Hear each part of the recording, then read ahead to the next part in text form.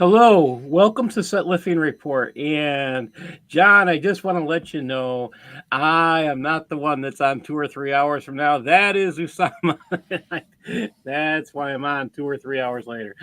but that's his show. Yeah, oh my gosh. Yeah, I do a 10 o'clock show Saturday nights, and we go all the way past midnight my time. And this week it'll be his time too. So we'll see how much harder it is for him. Oh my gosh, it's a late night when we do that. We are going to be tackling Sharia tonight again with critical thinking, using your brains, making you think, and we're going to be covering what I would consider a sensitive topic, which is death, and it's how you take care of the dead. What do you do? And I don't think most people, uh, unless you're older, grasp some of the things behind this. Now, I say unless you're older. If you're in your 50s and above, you've probably had to deal with someone close dying where you may have actually taken part in that process. Um, Either walking a relative through it or going through the process yourself for somebody close. And this is not something easy. And when I say it's not something easy, I totally mean that. It is totally not something easy. Now, we're going to try and be real sensitive when we go through that. There are going to be some times you're going to want to ask questions. How does this get done? As much as there's some things that may make you ask, how is that possible? I mean, and you may want to laugh just because we're covering the concept of funeral. I'm going to ask that we don't laugh. I'll work on myself too, because there's one thing in here that makes me say, how do you do that? And there's going to be some things that are translated in here that I won't show, because the translation makes you.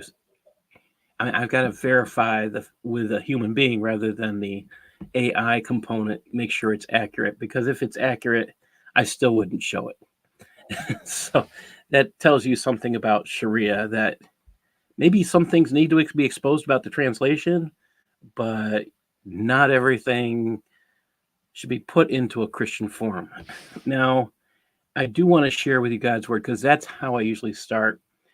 And I usually start with a relatively short portion. And today, I mean, I've been going through something and I don't know how to explain it, but this passage just kind of hit me, and it's taken me a few days to get through it. It's 2 Kings 3, and I think some people just rush through this, and it took me a few days to get through it. So I'm just going to read it all and I'll tell you my thoughts. 2 Kings 3.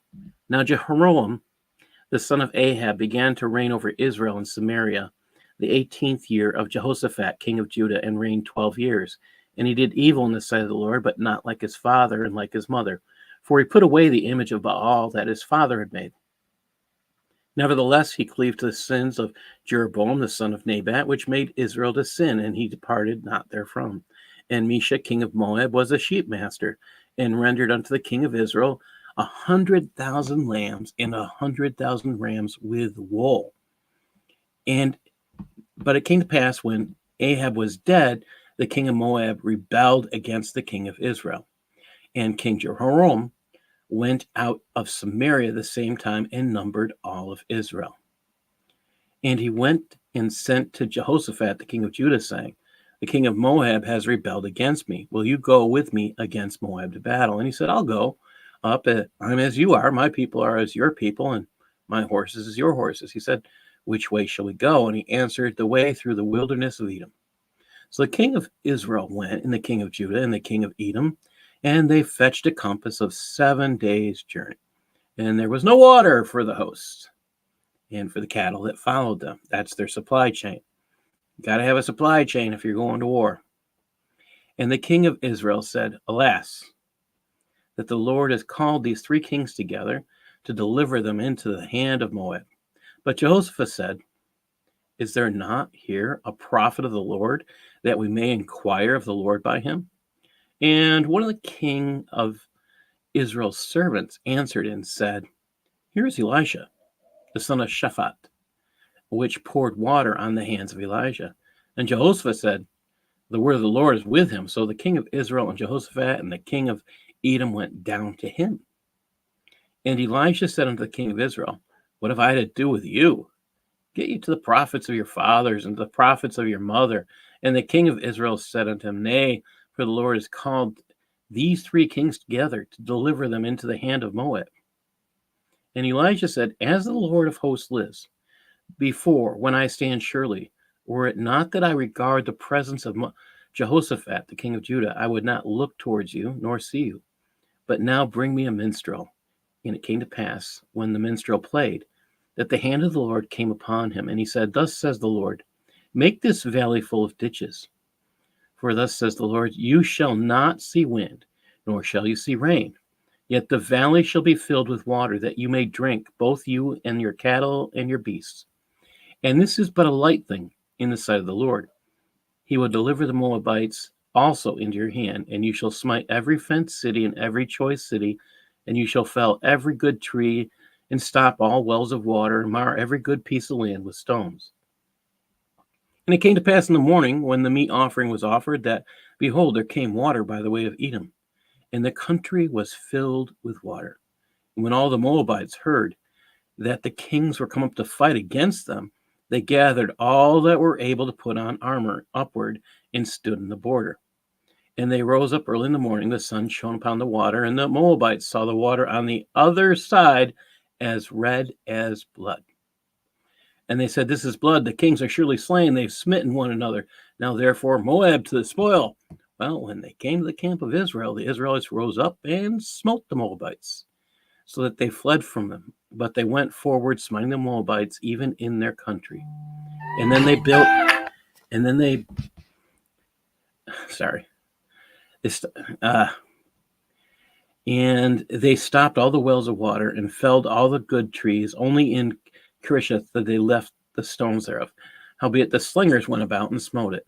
And when the king of Moab saw the battle was too sore for him, he took with him 700 men and drew swords to break through even unto the king of Edom. But they couldn't. Then he took his eldest son that should have reigned in his stead and offered him for a burnt offering upon a wall. And there was great indignation against Israel, and they departed from him and returned to their own land. Now, I say there's a number of things here that need to be looked at to understand this chapter. Jehoram, who is now the king of Israel, has replaced his brother. Now, when their father died, Moab rebelled and refused to continue paying tribute. Joram's brother didn't act to squash the rebellion. The very first verse of this book, 2 Kings, addresses the rebellion of Moab. Ahaziah, that brother, had ignored them, the rebellion. Maybe it was due to his physical condition. I'm not sure. Jehoram appears to be very aware of the books and the lack of payments. He recognizes that in truth, he doesn't have the knowledge to lead a military response and seeks the assistance of Judah's king. So it was King Jehoshaphat's idea to enter Moab through Edom, so they could do it secretively. I mean, you don't just show up with an army and say, "Okay, let's go to war." So, they got that advice. Moab is not next to Israel nor to Judah. They could approach by the Dead Sea, but this would be seen. So instead, Israel's army went south, joined with Judah's army, and then farther south went into Edom, where they joined with its army. Edom's kings had served God, so this suggestion by Jehoshaphat is a binding together of a threefold cord. But sadly, all three kings have engaged their armies without first consulting God. They came fully prepared with supplies. Of course, armies travel on their stomach. That's why it says there was no water and mentions cattle. The lack of water creates a sense of urgency to check in with God to see if what they're doing has a stamp of approval. The one to question if they've stood against God on their decision is not the king of Judah nor the king of Edom. It's the king of Israel, who still follows in many of his father and mother's sins. The three kings have gathered in Edom with their armies to go to war and now ask if there's a prophet of God available. Well, one of the servants tells them Elijah is present. God knew they would call on him and put a guy there. He put his man there. And I just think that's a fascinating piece of scripture. Sorry, it's a little bit longer than I usually share, but there's more there. And it kind of surprised me when I was doing when I do my devotions and I write these pieces. I'll look at commentaries, and I have a few favorite ones. And one of my favorite ones really had nothing. I was kind of surprised, kind of that they just saw it as a matter of fact. You can't really comment on it, and I just think there's an awful lot there to learn from. That's just me. Now let's get into this. This should be a mind number for some people. We're talking about the funeral book, and this is it's going to be shocking. And keep in mind this question: does Shariah cause the process of cleaning the body to be difficult? And I could have corrected. I'll have to correct that. To be difficult. That is the real question. And of course, this is what happens when you rush and don't do it correctly. According to, you notice it says funeral book, and on the top it says funeral prayer. Google Translate insists the terminology is funeral book. I double checked a few different places and ways, and it actually seems to be funeral book. Funeral prayer doesn't make sense because they address far more than prayer. So this is going to get interesting. All right, do I have a volunteer to read first? Is this large enough for everybody to see, or do I need to make it larger? I can do it. Okay. All right. What do we got? G1.0, visiting the sick and dying. Yeah. Okay. Division G, Chapter 1, Verse 1. It's recommended for everyone to frequently remember death, particularly if one is ill, and prepare for it by repenting because of the hadith. Remember often the ender of pleasures, meaning death, a hadith related by Tirmidhi, Ibn Hibban, and Hakim, the latter two classifying it as rigorously authenticated. Nasi version has the addition, for truly it is not remembered in the plenitude, save it diminishes it, and not remembered in a dearth, save it increases it. Plenitude meaning of wives, in this worldly goods, and dearth meaning spiritual works. It's an interesting thing. I mean, when you start, I get the concept of repenting, but Allah doesn't really forgive sins from what I see.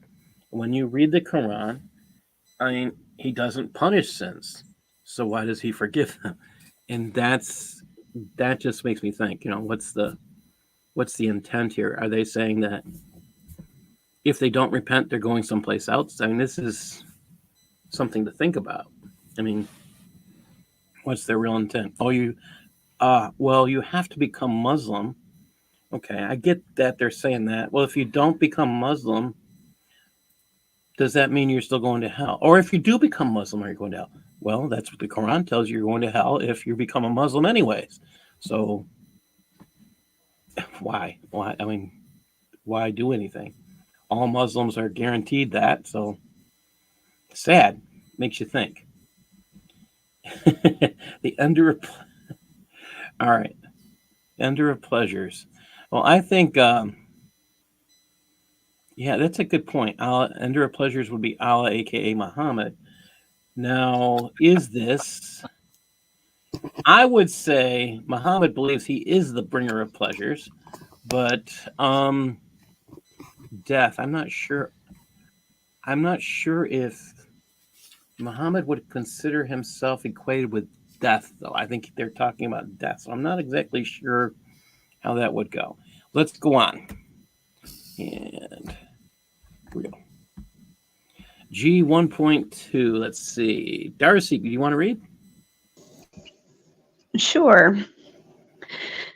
It is recommended to visit the ill even if the malady is only sore eyes, whether the person is a friend or enemy. If the sick person is a non-Muslim subject of the Islamic State, a dhimmi, then if he is a relative or neighbor, visiting him is recommended. If not, visiting him is merely permissible.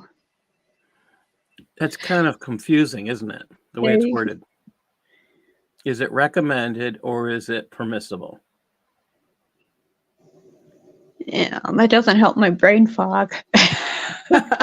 Well, that's kind of the issue here. I mean, it's recommended. If it's not recommended, it's permissible. I'm kind of. I like that they do have something. Okay, visit your friend, visit your enemy. Okay, but permissible means like, okay, you're doing something and you need permission. All right. I'm guessing Red is on his way home, so I'm going to read G1.3. It's offensive. I'm here now. Go ahead. I'm sorry. I'm here Okay. now. All right. Do you want to read 1.3? Sure. 1.3. It is offensive to sit lengthily with a sick person. Oh, sick person. It is offensive to sit lengthily with a sick person. It is recommended not to continuously visit, but only from time to time, unless one is a relative or similar person of his friends, whom the sick person is fond of, or someone of the righteous, from whose presence others divine spiritual blessing. Barakah. For any whom visiting the sick person is recommended at any time, as long as there is no objection by the sick person to long visits. I have to say, when you have that makes sense, doesn't it? I mean, you should visit the sick. Well, it does, and it kind of makes sense. You shouldn't spend too much time. I mean, when I'm sick, yeah, sure, thanks for coming by, but I'm going to throw up now, and you don't need to see that go away. You know what I mean? I just want to, so, okay. That's kind of sensible, I guess. Like, yeah. I'm racist against sick people. No, I just don't like to be bothered when I'm sick. Especially, when you're sick, you're like, what's wrong with you? I'm sick. Leave me alone. But no, how you feel? No, just leave me alone. Okay. I'm okay with that is spiritual advice from Radical Moderate. So the truth is that there are some people who will visit and overstay their visit when you're not feeling well. So this is actually surprisingly good advice. And you won't hear me say that very often, but I think it's actually good advice. A broken watch is right twice a day. Well, we're at once or twice, so this makes sense. I mean, I like it. I'm not fond of the wording, but it is something what it is. I mean, it works. All right, let's go on. We'll go on to G1.4. And I guess I'll read this one. If the visitor has hopes that the patient will survive, he supplicates for them. Now, supplicate is a word that we have learned that Muhammad doesn't understand. We have learned that Islam doesn't understand. So if the visitor has hopes that the patient will survive, he supplicates for him, saying, O Allah, Lord of men, remove the harm and heal, for you are the healer, besides whom there is no other, with a cure that will not leave behind pain or sickness, and then leaves. But if the visitor sees little hope of recovery, he should encourage the sick person to repent and to make his bequests, or by telling him, you should repent all of your sins so that Allah Most High heals you, for repentance is reason for cures. And you should make some provision for bequests, as if prolongs one's life. A person should make bequests while alive and only die after having done so, for there is no one who does not pass on. Okay, it's appointed once to die. I get that part. Now, we're going to get the next section after death is zakat. And in the section on zakat, they talk about paying people to convert. That's where some of your zakat money goes to. Are they talking about, okay, we'll pay you? I mean, I kind of wondered here.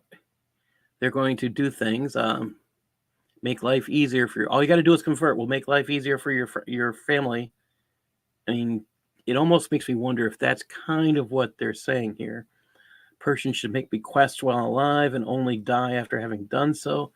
And then they think so low of their God that he will most likely heal you if you repent, but if you don't repent, he doesn't love you anyways. And I'm still waiting for a Muslim to point out to me some place in the Quran where Allah says he loves those who don't love him. I just want one spot. I mean, I don't care if it's vague. I'd love to see something where Allah says, I love those who don't love me. Just once. I mean, that might interest me. It's not there, but all right. Why aren't they following the Sunnah then? If they're saying that they should provide bequests, because Muhammad didn't appoint a successor. Muhammad didn't say what was supposed to go to whom, did he? I don't remember. That's exactly it. You're asking the right question. I mean, by not making a bequest, you're following the Sunnah of their false prophet. Yeah, and that would be truthful. I mean, if you're following Muhammad, you don't. I think there's a difference between following foolishness, and I think even the Muslims recognize there is no difference between following foolishness and following Muhammad. That's all. It's just an yeah. I was just saying this is one of those things even Muslims recognize as foolishness. That it's better to take care of business for your family. You've got to stop using common sense here. You're making me smart. Oh, boy. Oh, now this is actually a good point. The janazah ridiculousness if Allah had already decreed your final destruction 40 years before you were born. So understand this. Remember, when you're born, Allah is supposed to have these angels out, and they're supposed to be taking notes and writing everything about your life. It's already pre-written. So the time you die is already chosen for you, according to the Quran and the tafsirs on this. And when you look at that concept, okay, all this is written. So does it, I mean, if you didn't leave a message or if you did leave something, yeah. And this is a concept you try to explain to young teenagers about what happens. We're talking about kingdoms of how does a kingdom survive when the king or the emperor dies? Well, it goes to the child. Okay. What if there's no child? Oh, you start to talk about these things. What happens? And in Muhammad's case, there was no child that could take that spot. So that's another thing altogether. I know he had male children. Were there any male children of his alive? No, he had a son who died, and this is one of the reasons my interpretation is that he started his cave dwelling or cave spelunking, whatever you want to call it, times for prayer in caves. I believe that's after his son dies. I'm not sure. Okay, well, okay, this isn't making a lot of sense. You have 11 wives. 11 wives. Oh, this is his first wife that he's. Well, I understand that, but over his lifetime, you have 11 wives. Can't just one of them have a male child and keep that male child alive? If somebody has no swimmers, that can't happen. But he had daughters, did he not? He had a daughter. Okay, well then he's got to have something going on. Might not have very many you know, swimmers. I know somebody's going to post, "Oh, Hasta." Or it gets worse, or she was visiting somebody else on the side. Well, this may be true. I think the realistic thing when it comes to Muhammad's sexual prowess is that he was either impotent well, definitely there is a case to be made that he was impotent from time to time, but that he definitely was sterile, thank God, and that any children or progeny that were born were done by, well, someone else. I'm just saying. You got to Because there's no remember. way. You got to remember. He imagined a thing that did not happen. Right. That's what I'm saying, that he was impudent, But anyway, well, no, my point is this. I mean, seriously, it is impossible. If you're having that much sex and you got that so much semen that it's all over your clothes all the time, covering your... Well, maybe that's the problem. He's putting the... He might have semen, but he might not have swimmers. You can have semen without swimmers, and that's his issue. That's what it sounds like. That's what I'm saying. Yeah, he was sterile. Andrew says that his first wife had children by other men, and the daughter that he is supposed to be Muhammad's supposed to be the second husband. Right. Okay. So, I guess you'd have to care enough just to follow that. I don't really, I just know that within a year of his death, his whole family was exterminated by Muslims. Seriously, within let's say 5 years of his death, his whole family was exterminated. His daughter was murdered with his grandbaby in her belly. Then his two grandsons, Hassam and Sham, were both murdered by Muslims. Right. Ali, his adoptive nephew or whatever, was also murdered by Muslims. Yeah, so I mean, the Muslims just wiped out the beloved prophet, the beloved memory of their prophet. Yay! Well, again, this is about, if we're just looking at this as being about death, though, and about being towards death, and I think that again, this is where the Muslims are smarter than their imaginary prophet.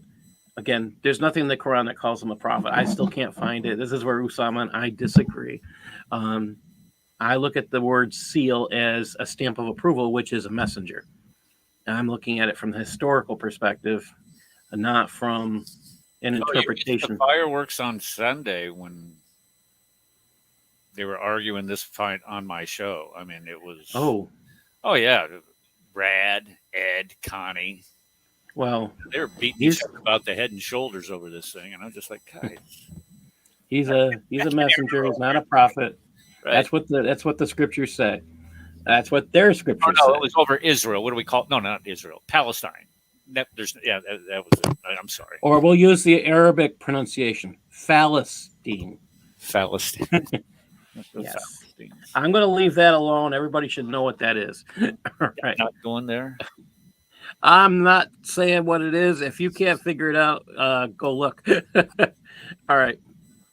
And why is this not going? Okay. All right. So here we go. G1.6. We're supposed to be on 5. G1. There we go. 1.5. Yeah. There we go. All right. And let's see. Who was first? Darcy? Or Eric. No, Eric. You were. Okay. Eric, the Thecapher was first. Okay. Instructing the dying person. Don't die. That's what it should say, but it doesn't say. Kind of does. Don't die. Instructing the dying person. If this makes sense. Okay, if the visitor sees the person is dying, he should make him desirous of Allah's mercy, since hope should predominate over fear in this state, and should turn him to face the direction of prayer, the Qibla, by laying him on his right side. I'm sorry. What do they tell you about people that are dying? You don't want to move them. He's dying. Move them. You're not facing this rock in the desert. Hold on. Let me get you lined up here. Okay. Hold on. I'm sorry.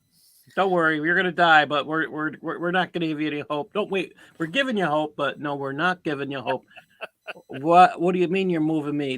That's what you do when somebody dies. I I had a friend of mine had lung cancer. Never smoked a cigarette in his life. Had died of lung cancer. But we went to move his bed. He was bedridden. He couldn't. I mean, he was within days of dying, and he was in so much pain when we just jiggled the bed just a little bit when we were moving it, because there's four of us and we all picked up a post and we were moving it across. And to imagine, say, hold on, buddy, I'm going to move you so you're facing the kid. No, let me go to hell if that's the case, for Pete's sake. Anyway, let me finish this. All right.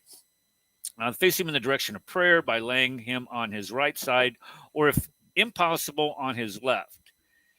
If this too is impossible, he is laid on his back with his face and feet towards the direction of prayer by propping up his head a little, feet meaning the bottoms of them. The visitor should then instruct the dying person to say, "There is no God but Allah," letting him hear it so he can repeat it, but without irritating insistence and without telling him, "Say."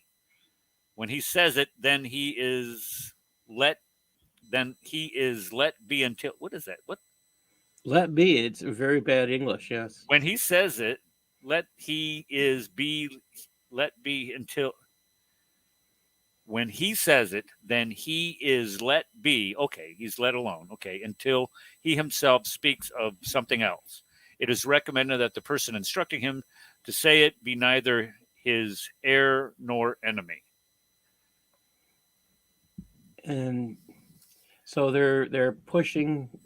I guess there's a little ritual towards death, and the Christians would be, repent, ask God for forgiveness, and be ready to meet your Maker.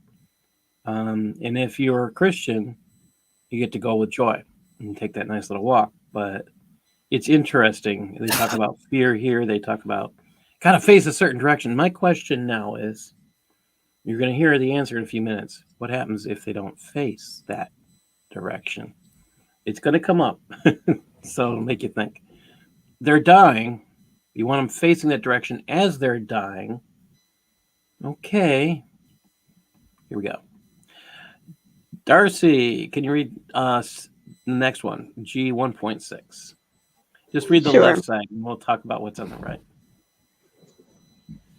When he dies, it is recommended that the contest to him is Of his unmarriageable. of his I'm gonna enlarge unmarriageable this for kin. you guys. All right, make that larger. Unmarriageable kin close his eyes. It is recommended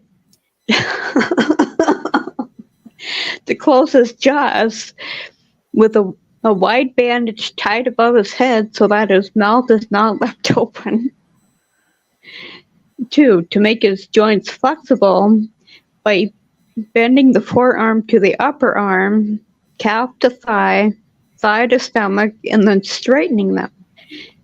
And to similarly flex the fingers in order to facilitate washing and shrouding him.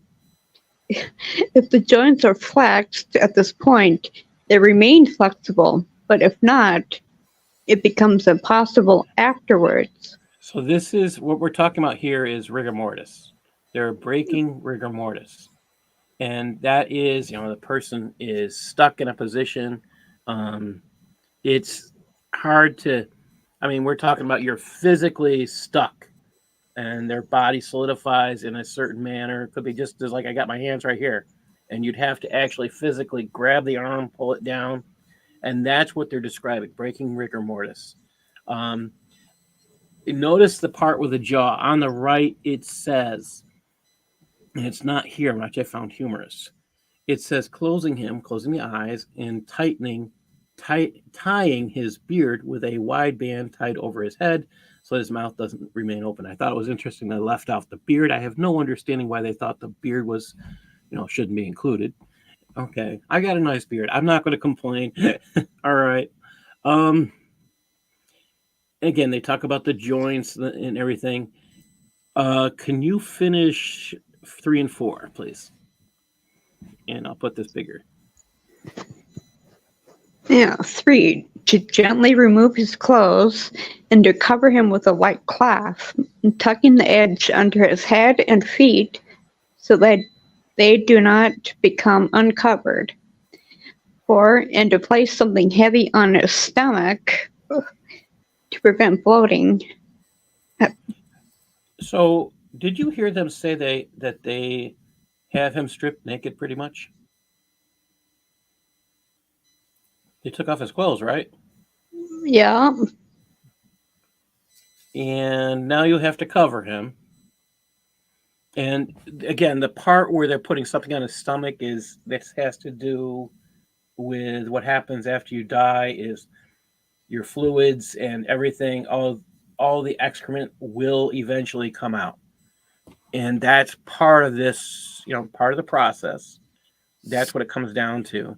It sounds bad, but that's really what they're talking about. It's the dying process. You go through rigor mortis, your excrement will come out. That they're trying to encourage the process a little faster. All right. And we're up to Rad. What you want me to read?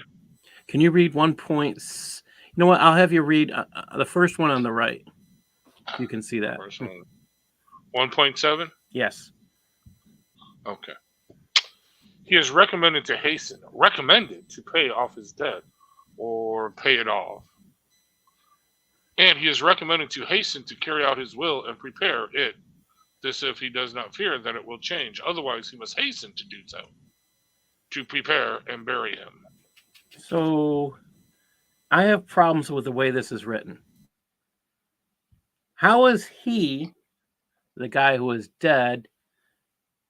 I mean, if this is the guy going through the process of taking care of the guy, how is he going to hasten and pay off the guy's debts? I mean, if you're the son, I kind of get it. But if it's the dead guy, I mean,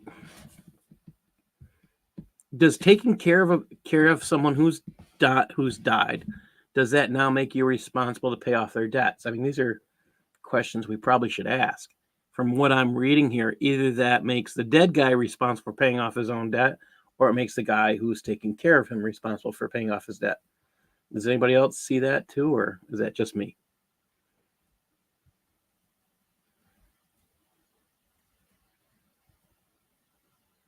Eric, if you're talking, we're not hearing you.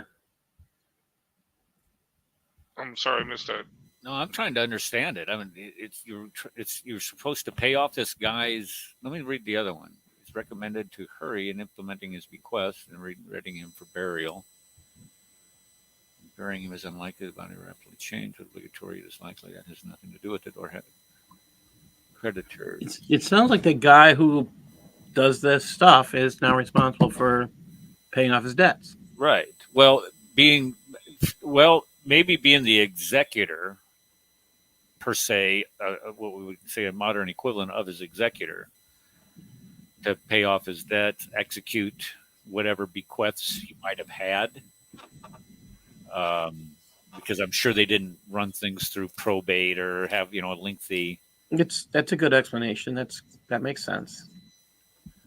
I just had a problem with the way it was worded. I mean, it almost sounds like they want the dead guy to take care of business, but then you read it and you're like, wait a minute. If you get stuck doing this, it says recommended to hasten to pay off his debts. Well, I would say this would be you would select somebody to before you die. Say, look, I would like you to dispose of my corpse, or however you want to say it. Bury me, prepare me for burial, bury me, and then discharge all of my current business that's going on, divide up my estate how I want it to. And this again is all encompassing. This is one of the few spots of common sense in Shariah, which makes some sense. You want to take care of business. Well, it is a death cult after all, so making sure that you do the death part right would make sense. Would be a good idea. Yeah. All right. Can you continue, Rad? 1.8. You choose left or right. I don't care which one right now. They're pretty close. Sure can. Okay, 1.8. When someone dies suddenly or is believed to have died, okay, either they died suddenly or they're dead. You can't. Yes. Anyway, the body is left until it is certain he's dead. Okay, it's before. Wait, by a change in odor or the like. Yep. I was waiting for that one. Okay. That's a Notice on the right, if he dies or thinks he listen, if he dies or thinks he dies suddenly, you thought you died suddenly. Oh, this is where it's getting bad. Again, the translation used to be like, he was left to be certain of his death by. They waited till he stunk, so he's dead for 3 or 4 days. We're talking about. Okay. Yeah, he's a little bit ripe. Well, no, is under Islamic traditions and the Shariah, are they not required to bury somebody within a day of their death? See, now you're asking the questions I'm asking. Oh, because I mean, this is something I've been asking. I haven't seen a rush here to get anything done yet. Have you? Seen a what get done yet? A rush to get anything done. Well, you want to, before you bury somebody, you want to, I agree, it is important to ensure they're dead. You don't want to bury somebody alive. That'd be a mistake. Whoops, sorry about that. You're not getting an error. Okay, but you're going to wait 3 days till he stink. Okay. No, you're not going to. No, you're not going to wait that long. But then again, believe that he has died. The body is left until it is certain it is dead. Well, how long do you have to be, or how long does it take? It takes 3 days before that odor. 4 days that odor. See, 3 or 4 days. Here's where this does not line up with the Quran either, because they say that Jesus swooned. Those people who claim the swoon theory about Jesus, it only appeared to them. Well, they were not certain he was dead, and yet they buried him. What's that's I mean, they're not following. Evidently, these first century Muslims that presumably existed were not following what would have been good Sharia or non-codified Sharia at that time, I guess. But when the guy has been hanging there on the cross, has not moved to get a breath, and then has a spear shoved through his lungs and his heart, and he's still not dead. No, wait a second. Don't take him off that cross. We're not sure if he's dead yet. We can't do that. Hold on. Wait a minute. This is ridiculous. This is the hypocrisy of this. Yes. So let him stink for 3 days. As long as he stinks, then they can bury him. I'm like, and it's so bad, the exact translation. And again, I got this from the Google Translate app. It just makes you think. Red, can you read the last one on the page, 1.9? Sure can. Washing the dead person, shrouding him, praying over him, carrying him, and burying him are communal obligations. This is where it gets So it's a whole thing. Yeah. On the right, and washing him, shrouding him, and praying over him, carrying him, and tamping it. This is interesting. Does it say communal obligations on the right, or does it say sufficient duties? Sufficient duties. What does tamping it mean? I guess that means putting him down. Putting something on his tummy to make sure things come out. Yeah. When you start thinking about tamping, might be the right description. Okay, I see what you're. Yeah, okay, I was thinking like tamping that dirt down to make sure he stays down there and doesn't. Well, he's got. You don't want more after you put him in the shroud. Right. Then you have to get new shrouds. I was talking, thinking about, we just came back to this real quick about the stinky thing. I was talking, this is years ago, because I was going to join the Chicago Police Department. I'd actually signed up, but for some reason I couldn't pass the psych test. But go figure on that one. But anyway, I was talking to these coppers, and they're like, dude, no, you don't understand. Because I was going to go into the IT department. He's like, no, you don't understand. When you're a rookie, you got to do everything we don't want to do because we had to do it. And he gave me explanations. Like one time when I was a rookie, we had to go up to this in the heat of summer, dude. No air conditioning. Like when it's like 100 degrees, 100% humidity in Chicago. We had to go up 5 sets of stairs. And there was a dude that had been rotting for several days. He was jellified, and they made me carry him. Me and these other Rickies, they made us carry him out, and the body bag burst open, dropping down the stairs, and he was just covered in goo. Oh, Uh, I didn't so want to think about it. so I didn't become a police officer. But anyway, my point being on this, could you imagine that, dude? Okay, well, we gotta wait till Yeah. it smells a little bit ripe and then hot. You know what I'm saying? It wouldn't take long to, what are you watching, dude? It's gonna explode, y'all. You know what I mean? Yeah. And this is I don't understand the making him wait, but when you read the exact translation, you're wondering if he dies or thinks he dies. Wait, they're waiting until he knows he's dead? Okay. All right. I said I wasn't going to laugh. I'm trying, but that part, okay, I didn't write this. This is the translation, so you got to sit there and go, okay. Is the guy dead, or does he think he's still... Oh, wait, does the dead guy think he's still alive? Oh, that would be problematic. How would we know that the dead guy thinks he's still alive? All right, if we have to ask those questions, then we're in trouble. All right, and here we go. Next one. Come on. Here we go. Washing the body. Now, this is going to get difficult. We are up to...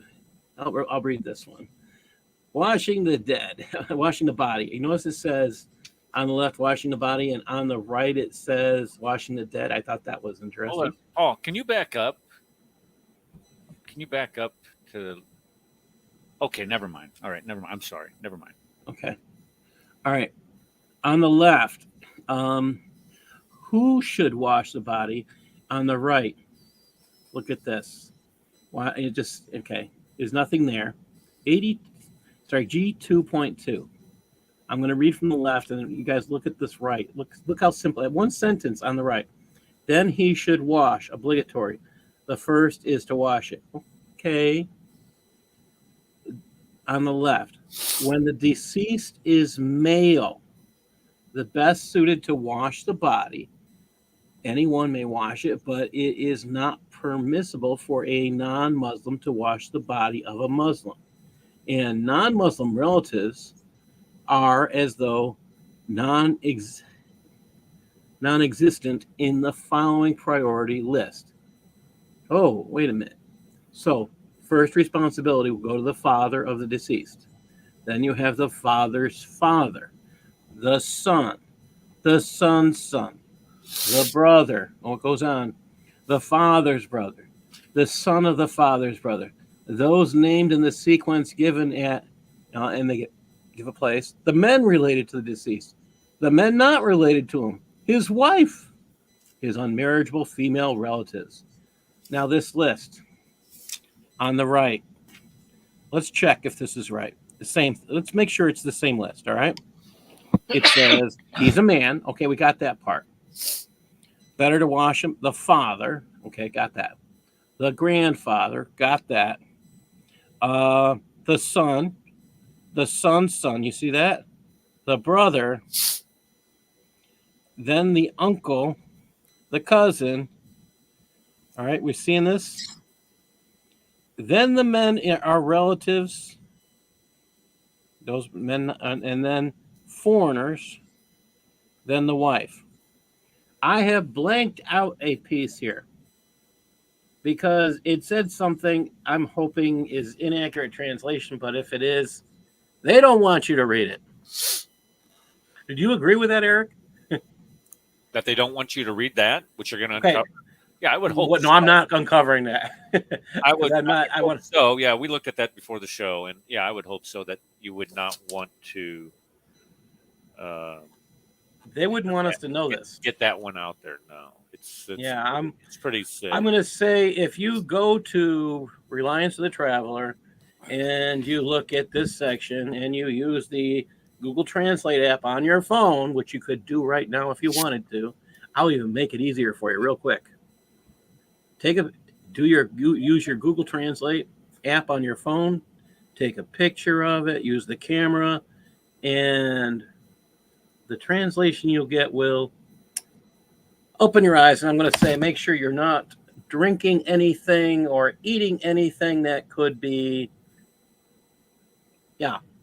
It won't. I'm not saying it'll make you laugh. You'll be going, what? Yeah. Yes. Things that make you go, why? Yeah.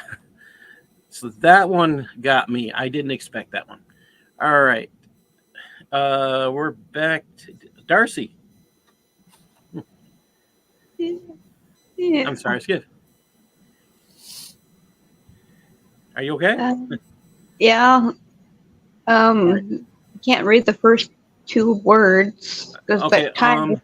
If you could If the drop it down. deceased is female, Okay. The best suited to wash the body is one of her female relatives, meaning the women of her immediate family, such as her daughter or mother, other women, her husband, and then a member of her unmarriageable male relatives in the above order. so If notice the this deceased on the right. So you got this. Notice on the right, it is a woman. The woman should wash her. Okay, men wash the men, women wash the women. Okay, that makes sense. Relatives and her close relatives, such as the daughter, the mother, the foreigners. I still find that part interesting. The foreigners and the husband and male relatives, respectively. All right, go ahead, Darcy. The last part there. If the deceased is a non-Muslim, then his non-Muslim relatives are better suited to wash him, as On the opposed to. right. Oh, listen to this. On the right, if he's an infidel, then his relatives are infidels, more deserving.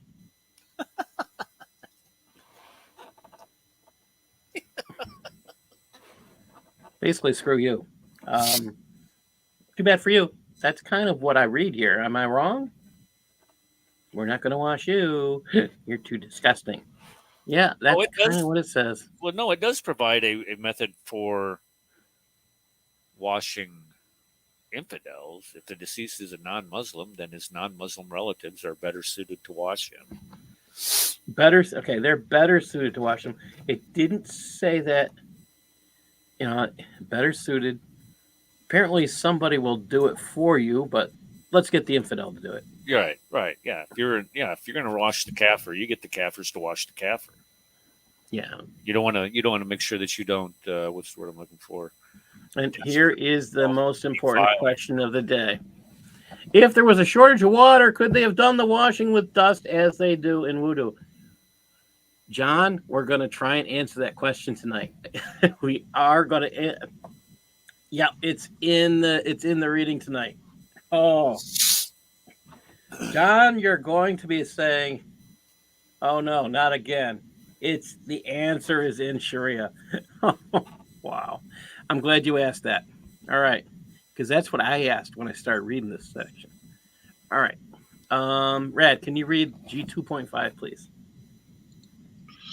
It is recommended that the washer be trustworthy, so that he can be relied on to wash the deceased completely and so forth.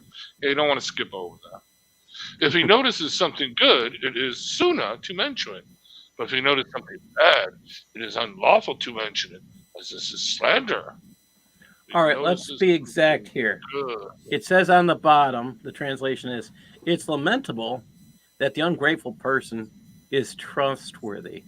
In order to complete his misdeeds and other things, it's if he sees something good, then he mentions it, or he sees something against it, it's forbidden to mention him because it's stupid. Okay, you know what? I'll agree with that. Why would you mention something that could be upsetting? That is stupid. I agree with that 100%.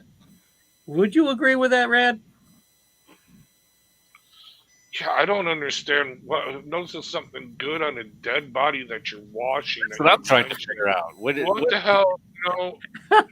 You're asking the questions I'm asking. Yeah, what a wonderful gaping chest wound you have here, Habib. Exactly. Well, he wasn't exactly dead. He was. It looks like he was shot 3 times, not 2. Yeah. It looks like he was stabbed 150 times instead of just once. I mean, right? Yeah. It doesn't make any sense. These people are just I don't know what they would think would be a good thing. And again, if you're going to, if You it's, look so much better now that your head has been removed. I mean, what do you say to somebody that, I mean, why would you do why, that? I mean, why would this you is mention just, anything to begin uh, okay. Here's we have another problem. We have another problem we haven't fixed yet. We're gonna get into that in a minute. We've been talking about the bath, right? We haven't given any details about how to do the bath. It's coming up. All right. How to wash the body. Now, this is where it gets difficult. If you have volunteered or is your assignment to wash this body, Eric, you got the first assignment here.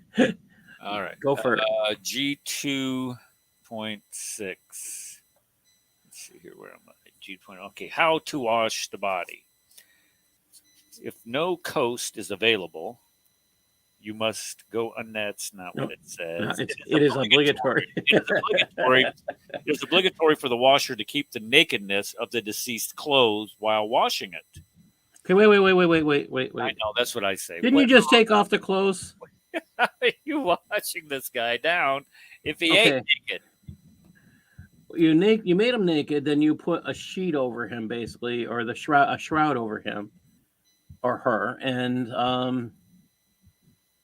now you're not allowed to look at what? Okay, I don't do. Okay, it is sooner that no one be present except the washer and his assistant. It is preferable that the body be washed while clothed in an ankle-length shirt, into which the washer inserts his hands from the sleeve, if ample enough, while pouring water over the garment and washing the body under it. If the sleeve is not wide enough for this, he tears open the seam from the side under the arm. It is obligatory that the body be covered from navel to knees. Insects should be burned from the start of washing to the finish, as is sunnah. It is best to wash the body under a roof, and best that cold water be used, except when necessary. To heat it, such as to clean away filth that could not otherwise be removed, or when the weather is cold, since the deceased suffers from it just as a living person would. Yeah, I don't understand how you're going to wash. I mean, I read this in English. It says on the right, the dead person is covered during washing. This means the one who washes must cover his private parts. Notice it doesn't say you have to. You can't look at his naked body. All right. The dead. Okay, we're talking about the private parts of the dead. It's recommended that no one but the person who is washing and his designated person be present. It's recommended that he wash this guy while this guy is wearing a shirt. The dead guy. Okay, the wash put his again. They don't really want you touching anything, but this shroud. This is where it got interesting for me. I was looking at hadiths. In one of the hadiths, I think it's Abu Bakr, has prepared a red shroud for himself. Okay, you want to know why? See, Abu Bakr is actually taking care of someone who's died. And he realizes, well, you can put a shroud on me, and at some point, excrement is going to come out. And that nice, beautiful shroud that you made will be soiled. So he made a red shroud for that time. What if you don't have something like that? I mean, this is just, you got to sit there and go, wait, I mean, this doesn't necessarily make as much sense as it sounds. But yeah, on the left, you can't look at the nakedness. That's the English. On the right, you can do that. So are they trying to confuse us who are English speakers? Why did they decide you couldn't look at the nakedness? Again, there's nothing there on the right that says you can't. I was just kind of like, whoa, yeah. I'm guessing the reason for an assistant is person's weight. You may need help. Again, we're going back as far as doing rigor mortis. You may need help. That's not an unusual thing. Depending on severity of rigor mortis, you may need help. So Those are all possibles. Any other comments, anyone? I would never be a Muslim. I just, I'm sorry. It's just there's no way if and This even process is complicated, isn't it? right.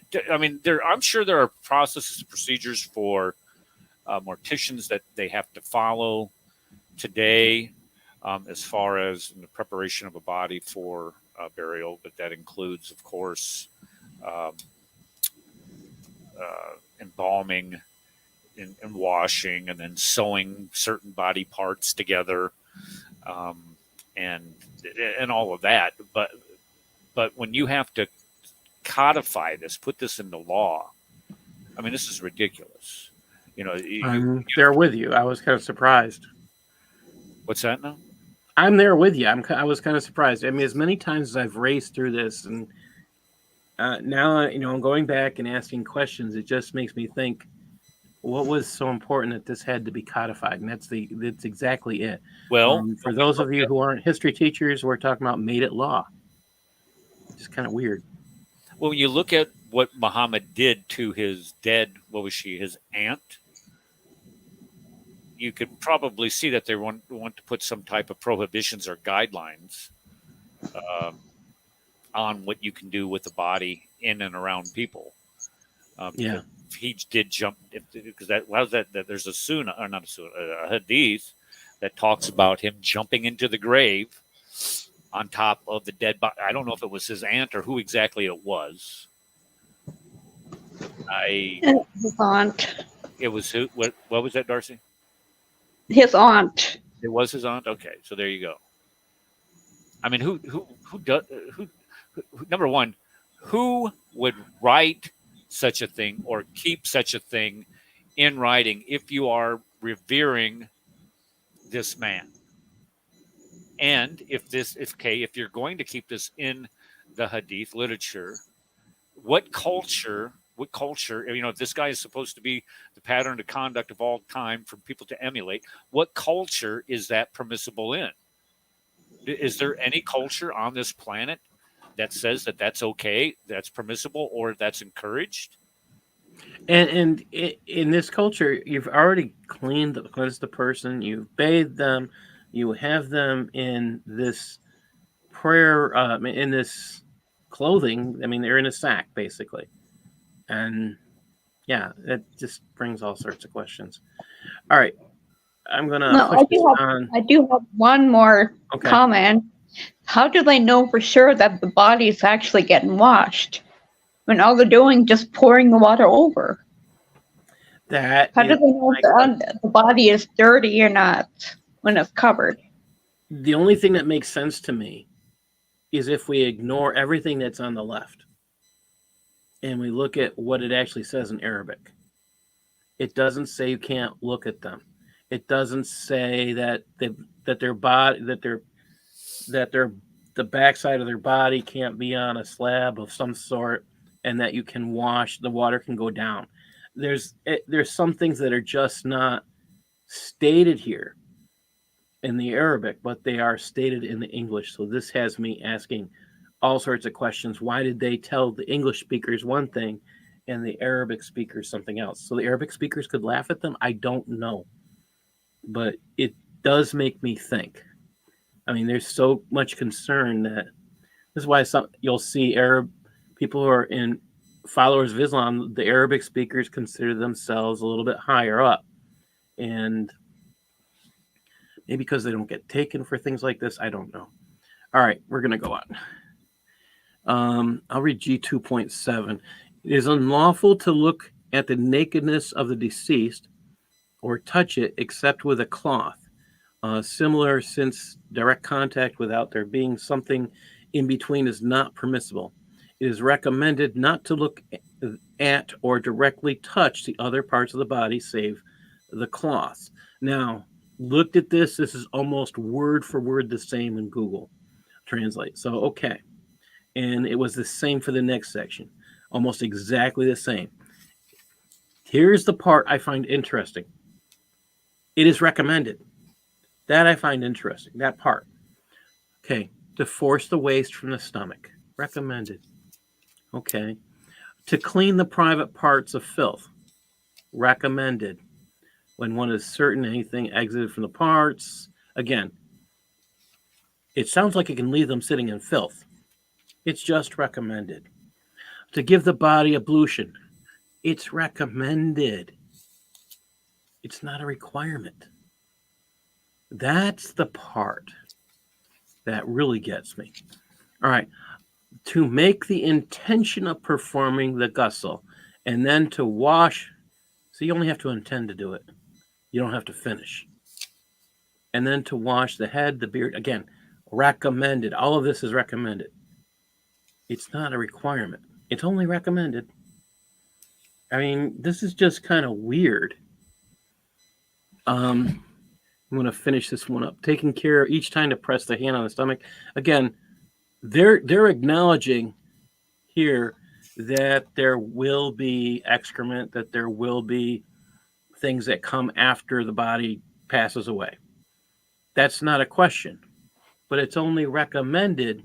And I'm just kind of confused as to why they say that. They imply that ablution is required for this kind of thing, but the statement in Shariah is that it's just recommended. It's not required. So all this stuff. Now, again, have you heard of a timeline yet? Because I haven't seen a timeline. I haven't seen a need for a rush yet, especially if they're leaving that guy out for 3 or 4 days. Ugh. Yeah. That the place must be on an incline where you're washing. Okay, that makes sense. So the head's at the highest and the water flows down. Makes sense. Good requirement. I like that one. It says it's sunnah. Yes, that is in the hadith. I did see that. And that there be an incense burner present with incense in it. Great. Nobody wants to smell the dead. I agree with that's actually wisdom, I would say. So they did get something right. Al-Din, you're just not bright enough to understand reality. And I'm just going to bounce you out again and again and again. You don't seem to understand the reality. All right. Sorry. Okay. He wants to pick a fight. There's no fight to pick. We're just being honest, and there's nothing here to really pick a fight. He's afraid of reading things, so it's too bad for him. Sorry. And trying to get my mouse back. Sorry about this. Trying to find my reality here. Okay. Yeah. This is the problem when you have white screens. Can't really see where the mouse hides. Here we go. Okay. That there be incense burner, to put one's right hand on the shoulder of the deceased with the thumb on the nape of his neck so that the head doesn't roll, brace his back up. Again, this is just part of the cleaning process. There's nothing unusual here. That, again, it's important to notice that these are things that normally get done. And we don't think about that, but it's pretty much stuff that normally gets done. Darcy, would you read 2.10? Sure. Okay, I'm assuming The beginning is if the body is not clean. If the body is not clean after 3 times, one washes it again, reaching an odd number of washings. If clean after an even number of washings, it is sunnah to add another. If clean after an odd number, one does not add any. It is sunnah to add a little camphor to the water, especially for the last washing.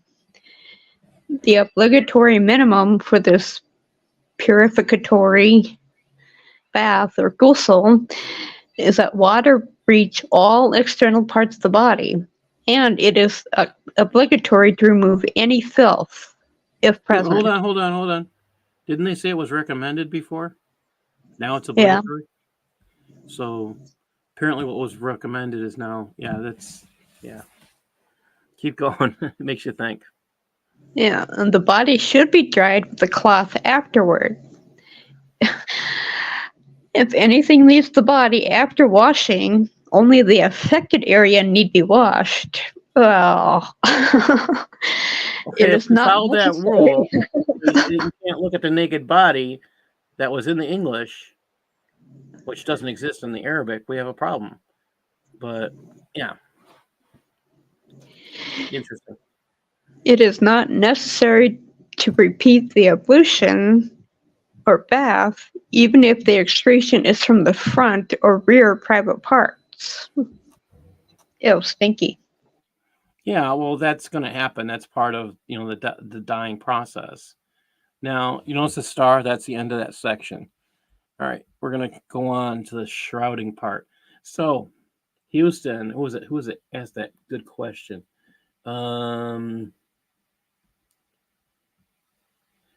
If there was a shortage of water, we're going to get there, John. On the shortage of water, I still like that question. We will get there. All right. Believe it or not, it's in here. We'll see how much farther we get. All right, back to you. Let's see. I think it's Rad's turn.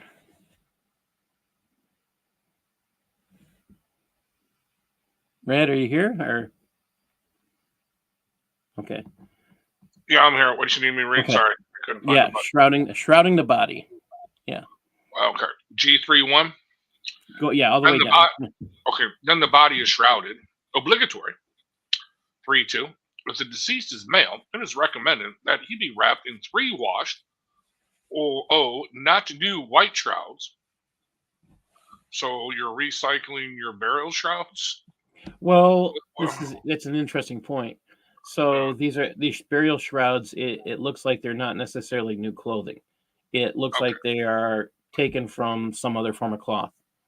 Okay. Without an ankle-length shirt or turban. Each shroud covering the whole body, unless the deceased was in a state of pilgrim sanctity in haram, in which case the head of the male or face of the female must be left uncovered. It is permissible to add, beneath the shrouds, an ankle-length shirt or turban. It is unlawful to use silk. Okay, hold on a second. Shroud a man. So, do you guys know what it means, a pilgrim sanctity? This is the person who's gone on a pilgrimage, and they have put a scent on them. And it describes, when we get to the section on pilgrimages, they'll talk about putting the scent on them. So the dead body is already received some scenting. So they're saying you don't need to add more because it's probably going to be pretty strong on the body. That's the purpose for saying that. The body should be pretty much naked because it only has a sheet over it. So this is the other thing here. We're talking about what their clothing is. All right. And notice they're talking about in ankle-length shirt and turban, it's unlawful to use silk to shroud a man. Notice they said that part. To shroud a man. I find that interesting. Let's keep going, Rad. All right. If the deceased is a woman, it is recommended that she be shrouded in a wraparound head cover and a shift, and that she be wrapped in 2 shrouds, like those used for men, in being white and washed, each of which covers her entire body. It is offensive for a woman's shroud to be made of silk or fabric dyed with a saffron or safflower. The obligatory minimum for the shrouding a man. Oh, sorry. Come on. If the deceased is a woman, it is recommended that she be dressed in a wraparound head cover and a shift. Okay, it is offensive for a woman's shroud to be made of silk or fabric dyed of saffron or safflower. The obligatory minimum for shrouding a man or a woman is to completely cover their nakedness. For a man, it is obligatory to cover the navel, the knees, and that which lies between them. And for a woman, her entire body. So she got to be burqified even in death, because you can't have the gin seeing her. No. Okay. Burqified is a good way to put it, but they pretty much do that for the males too. You're not going to really see anything. They pretty much cover all of you in a death shroud. If you've ever seen the Hollywood movies where you see somebody under a sheet and all of a sudden they come alive again, they pretty much cover all of you. And that's still, When you see that, that's what they're talking about, the death shrouds. I almost pulled one of those videos out and put it here so you could see it, and I just thought it would be disrespectful for those who have really died. But yeah, yeah. And I will come back and just pick on the troll that needs to come. He wants to be wanted. I'm happy that he came and that he was learning something, but it's he wants too much attention for himself, that he can't get it on his own channel, so he goes to other channels. So that says something. Does The he have? obligatory. What? Does he have his own channel? I would be surprised if he does, because he spams so many people and insults so many people. I can't think of anyone that I know of that hasn't banned him. So I think after a certain point, you lose certain privileges. Maybe he doesn't have that anymore. Well, I don't. What I mean is it? What's the? Even if he does that, I mean, what would it be? Is it like ALAAD lessons? Dawa. Well, I would think it would be for like dancing lessons for little ballerinas, or Well, maybe it's in the Philippines, a little dancing station. I don't know, but or just, yeah, you got to sit there and watch. Maybe that's what it is: ballet class or jazz class. I don't know. All right, and the reason why we're hassling him is he's known as the Filipino dancer. All right, we are on to G3.4. Eric, can you read that? I'll read the beginning. If a person dies while in a state of pilgrimage. Again, I put this up here because the person who dies has already had a scent put on their body because they're a pilgrim. State of pilgrim sanctity. Oh, did Darcy? Okay, I think you. Yeah. Am I losing track of who's? Okay, go ahead, Darcy.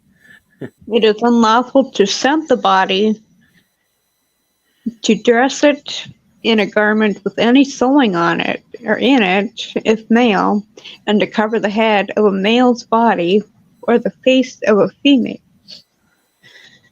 Isn't that kind of weird? But the thing with the pilgrimage is they're not allowed to wear anything with sewing on it. Does anybody else think that would be difficult? Yeah. Basically, you have to find a seamless gown. I mean, it's basically like you wear a. The only thing I can equate to it is you're wearing a toga. It's the only thing I can come up with that's close to that. You're wearing a toga, you're wearing a sheet, and you wrapped it around yourself. That's what they're already wearing. Yeah. All right, G3.5. Yeah. It is not recommended to prepare a shroud for oneself unless to ensure that it comes from a lawful source or from the effects of a virtuous person, meaning those who worship much, or religious scholars who apply their knowledge in their lives. In such a case, one may procure it for the blessing therein.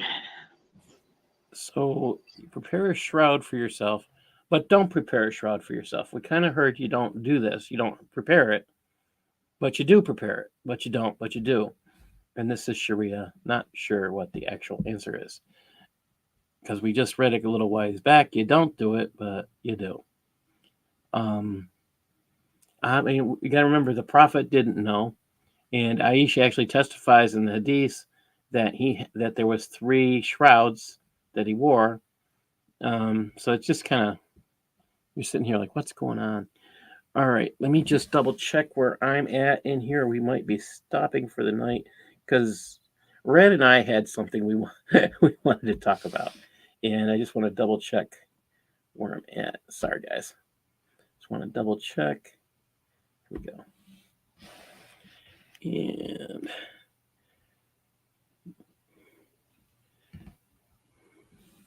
let's see how far this is. Oh, we can finish this. All right. Yeah, we'll finish this and we'll go right into it. Okay. So G4.0. Can you read that, Eric, please? Yeah, sure. The prayer over the dead. Then the deceased is prayed over. That's obligatory. The obligation is fulfilled if a single Muslim male who has reached the age of discrimination prays over the deceased. It is not fulfilled by a prayer of a woman alone when there is a male available. Though if there is no one besides women, they are obliged to pray, and their prayer fulfills the obligation. It is recommended to perform the funeral prayer in a group. It is offensive to pray it at a cemetery, though not in a mosque when it is preferable. That one still gets me. You don't pray at the cemetery when you're putting the guy in the hole. You don't, again, it's recommended to perform the funeral prayer. It's offensive to pray it at the cemetery. It's not offensive at the mosque. Keep that in mind. It says it's not offensive at the mosque. I mean, is that really what they're saying? Here we go. And let's see. Rad, can you read this one, please? G4.3. G4.3. The person best suited to lead the funeral prayer is an imam, is the one who is best suited to wash the deceased, except for women who have no right to lead. The family member responsible for the deceased is given preference in leading the prayer, even over the sultan or imam of the mosque. The older of two persons, meaning more years in Islam, provided he is upright, takes precedence over the more learned and sacred law when they are at the same level of the two precedent orders, such as two sons or two brothers, since the purpose is to pray for the deceased, and a supplication of an older person is more likely to be answered. Wow. Okay, so the older guy has rights and he gets his prayer answered faster. That's what it says here. Isn't it nice to know that if you're older, you get your prayers answered faster? Wow. And the older is given precedence over any others.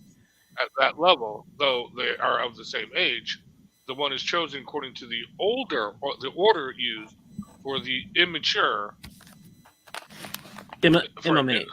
That's the person who is the leader of the prayers. That's what they're talking about. Okay. Hold on. The responsible family member is given precedence in leading the funeral prayer even when the deceased has stipulated some other non-family member to be the imam.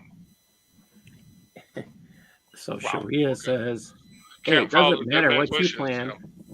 Yeah, it doesn't matter what you planned. So you could actually ask a preacher to show up, and that won't work. It just won't work. Nope.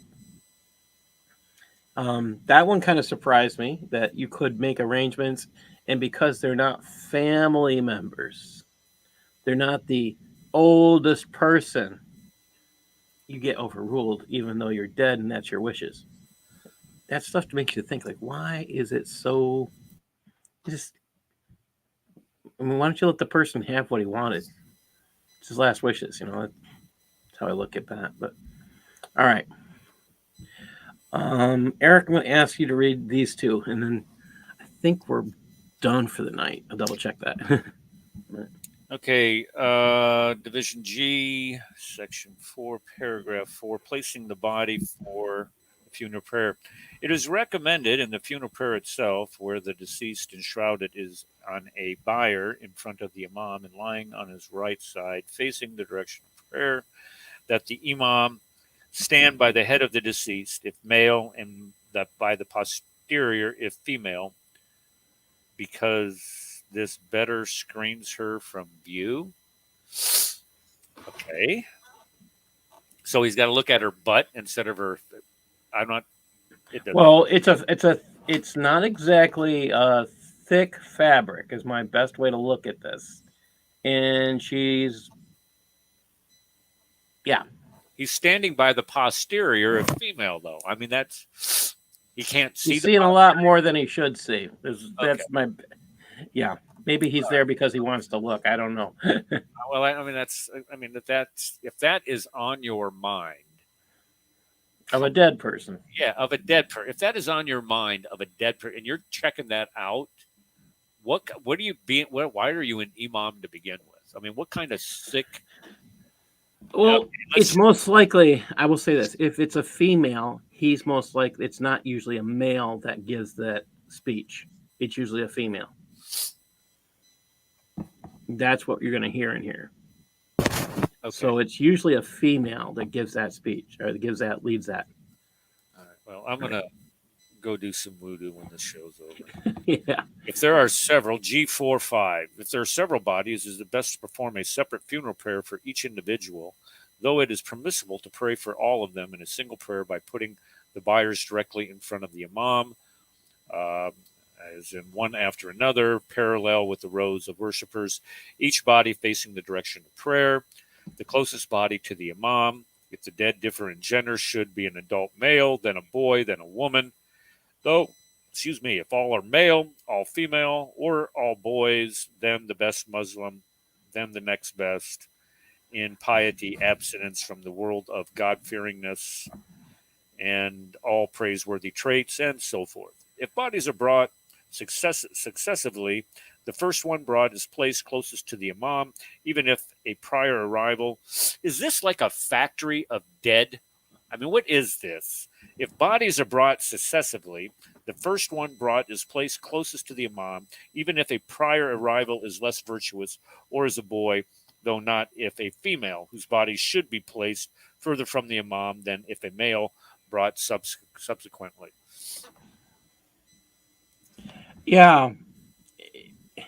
Are we missing something? I mean, are people getting dead en masse in Muslim countries? Well, all I can think of is this is, remember their love of jihad. Or, we could just look at today. If you are a member of an organization like Hamas and you want to go kill yourself and you do something and they turn around and you get slaughtered, now I'm section of 3, the males, the females, and then the boys. Yeah. So what, boys aren't males? Okay, so you're asking a good question.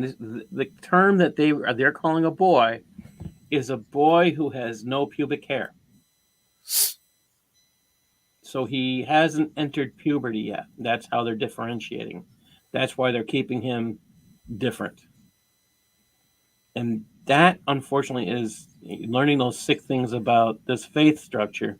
You learn those things. Oh, yeah. So basically, females are pretty much garbage, even in death. They get the back door into heaven. I mean, they're placed furthest away from the imam. The only way they get to heaven is if they're given one of the 70 horis. Right. That's the interesting thing. And that's why when Muslims they know that a Muslim is going to commit an act of jihad, they bring candy and everything to the place. And this is just the insanity of it. They will bring candy and they'll say, so remember me. That's the kind of thing, the message they're leaving. Remember me. And I didn't want to do this. All right. I'm going to play a video. Let me just pull it up. And I'm going to be sharing this. See if I got the right guy here. I got to get running, Paul. I got basketball. All right. Here in 30 minutes. Okay. Thank you for joining us. All right. Yep, all right. I'm going to play this video. And this imam is out of Pennsylvania.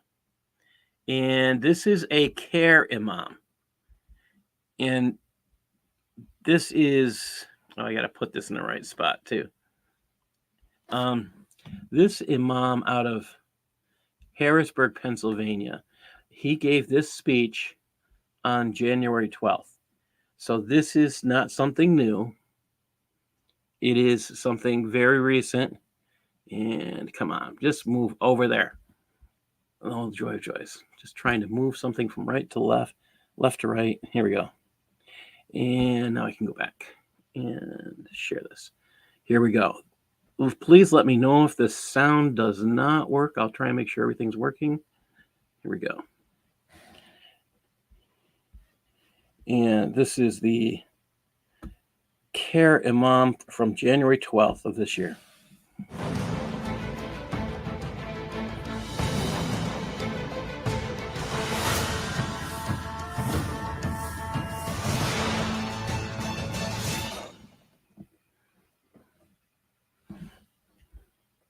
Oh, We before I broke get the into Ummah this, and divided to 66. I want to tell you why I'm doing this. He's going to mention all the horrible things happening in Islamic countries. Remember the part that Eric just read? Keep that in mind. Plus now. So they were able to control, destroy, steal the resources and money and oil and animals and gold and mine and everything.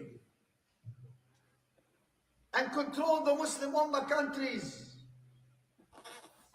And even worse, when they gathered in Basel, Switzerland in 1895, and Herzl gathered with his people, the Zionists, and said, we will take the Quran out of their heart and put alternatives, divide them, and we will appoint the worst of their people on top of them as leaders. See what happened. Then we lost Palestine just 53 years after that. And look what's going on in Palestine, in Yemen, in Iraq, in Sudan, in Libya, in Syria, in Kashmir, the Uyghur brothers, the Rohingya, you name it. I can't name all the Muslim countries that are facing catastrophes. In Somalia, in Libya. It is much easier job for the enemies of Allah, for the devil and the supporters of the devil to conquer us, destroy our countries, control us. اللهم انصرنا على اعدائنا اعدائك اعداء الدين فانهم لا يعجزونك. اللهم كن لاهلنا واخواننا المسلمين المستضعفين في فلسطين. اللهم كن معهم في غزه، ايدهم بنصرك. عليك باعدائهم اعدائنا اعداء الدين ومن عاد الاسلام والمسلمين في كل مكان. اللهم حرر الاقصى من ايدي المغتصبين الصهاينه المعتدين وارزقنا صلاه فيه قبل الممات. He said all those. He couldn't even. He said 66 countries that were Islamic. There's 57. Yeah, he doesn't know how many Muslim countries there are. He couldn't list them all, but he did know that things were not going well in Islamic countries.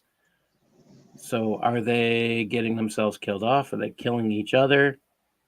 Well, killing each other is part of what goes on, and the biggest people to suffer under Shariah, under Islam, are Muslims. And this is one of the reasons we do this each week, is so Muslims can make a choice. Maybe we should leave this faith. It's not exactly good for us. Even the piece we've looked at, and I said we really didn't want to laugh because it's a serious nature we're talking about, the death industry.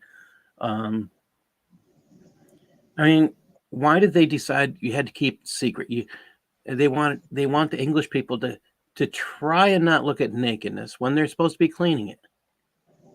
Why was that important to not tell them, and why not translate that correctly? I can't understand the reasoning for that. If anybody else can, please let me know, besides trying to treat English people as stupid. I want to bring up one very important point. The last thing you said was for the Al-Aqsa Mosque, and that is built over the temple Yes. at Jerusalem. Now, another thing about the Al-Aqsa Mosque that is important to understand. The Al-Aqsa Mosque is a place that they store weapons, and they've been caught doing that. They have been caught storing stones to throw at Jews. That's another thing they've been caught doing. They've been caught storing terrorists. Oh, yeah. These are all things that have been proven and documented highly, okay? You can find pictures of it anywhere you look. These are all there. That. You know, that you mentioned the stones. Well, that is a cycle for every year. It's a money-making scheme by the Muslims, for the Muslims, stoning the devil. They toss it at this one thing and like a big stone. But that's supposed to be in Mecca where they would do that.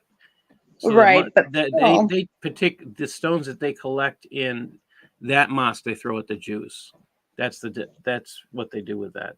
Yeah, but it's Yeah. money making because they collect the stones and they sell them over and over again. So It's kind of nutty that this is, and you can't tell me that they. I mean, again, he's telling people. They're telling this is.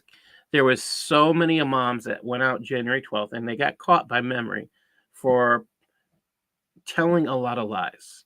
This man, he was too scared, and actually, there's the other two imams that I could share.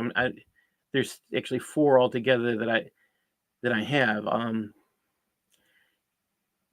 We're going to talk about it on Usama's show. If you want to join us 10 o'clock at night,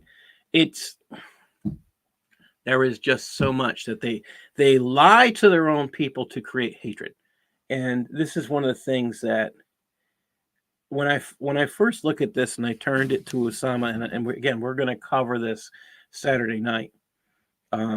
Three of these all spoken on January 12th. Lying to their own people to incite hate against Jews, purposely deceiving their own people, changing their own scriptures, and then claiming Allah can't protect his own word. They didn't come out and say it that way. They're just saying the Jews changed the scriptures and the Christians changed the scriptures. But they didn't want you to read the Quran to find out the actual truth here. And this is the stuff I think we all need to be putting out the videos like this. I'm going to recommend, I always give a big push out for people supporting memory.org, Middle East Media Research Institute. You can find this video on the Middle East Media Research Institute.org. I'm suggesting everyone go there, view these videos, share them out. It's kind of mind-numbing that, like I said, we're going to cover 4. There's a 5th one. If we have time, we can't show that video. The 5th one is of a New York University professor who is engaging in a profane discussion that supports his love of terrorist groups like Hamas.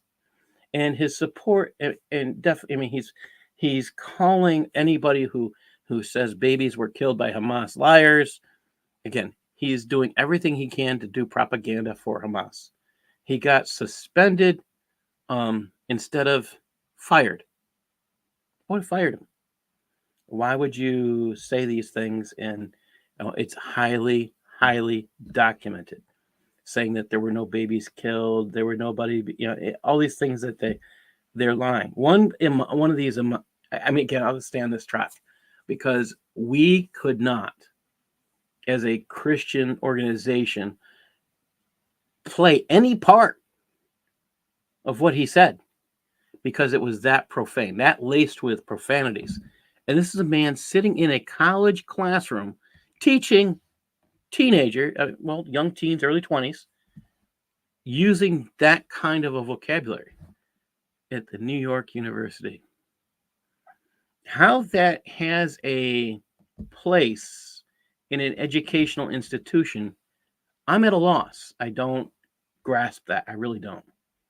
What is really going on there? Kind of stuck there.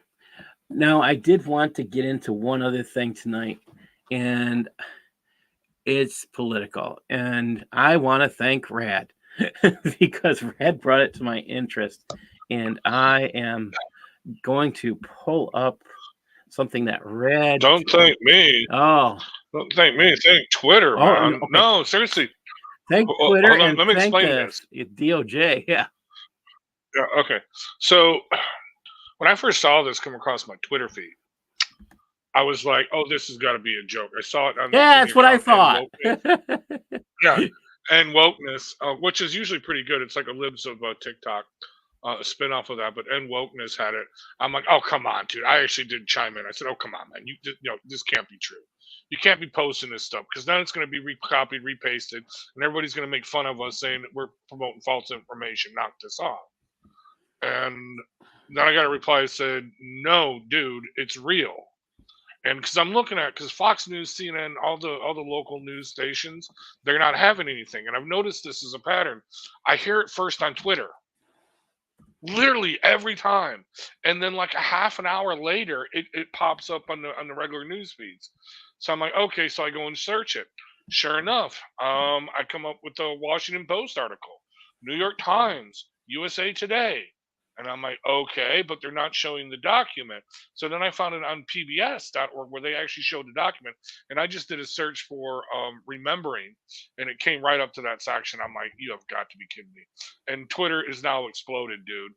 The lefties have actually started a hashtag called Biden exonerated. They actually think this exonerates Joe Biden. Oh boy. All right. So yeah, go ahead. Let's tell it. So the story is,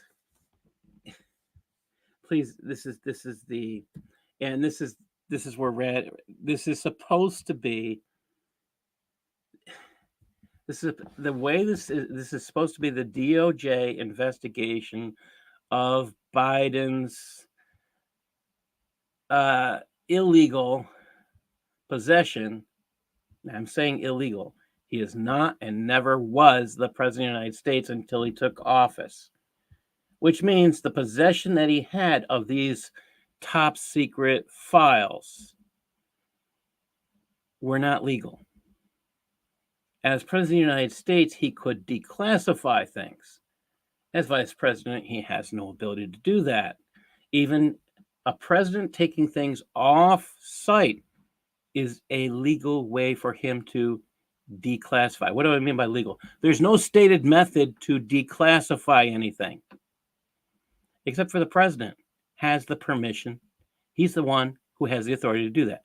So his taking stuff off site can be viewed as declassification. Oh, and again, there's nothing documented about the process.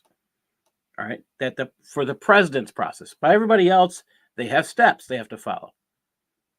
Now, if you all remember James Comey, who came out to protect Hillary Clinton, and you'll remember how he lied. He told the people she didn't know any better. She didn't have intent. Bad news for James Comey. He lied about the law.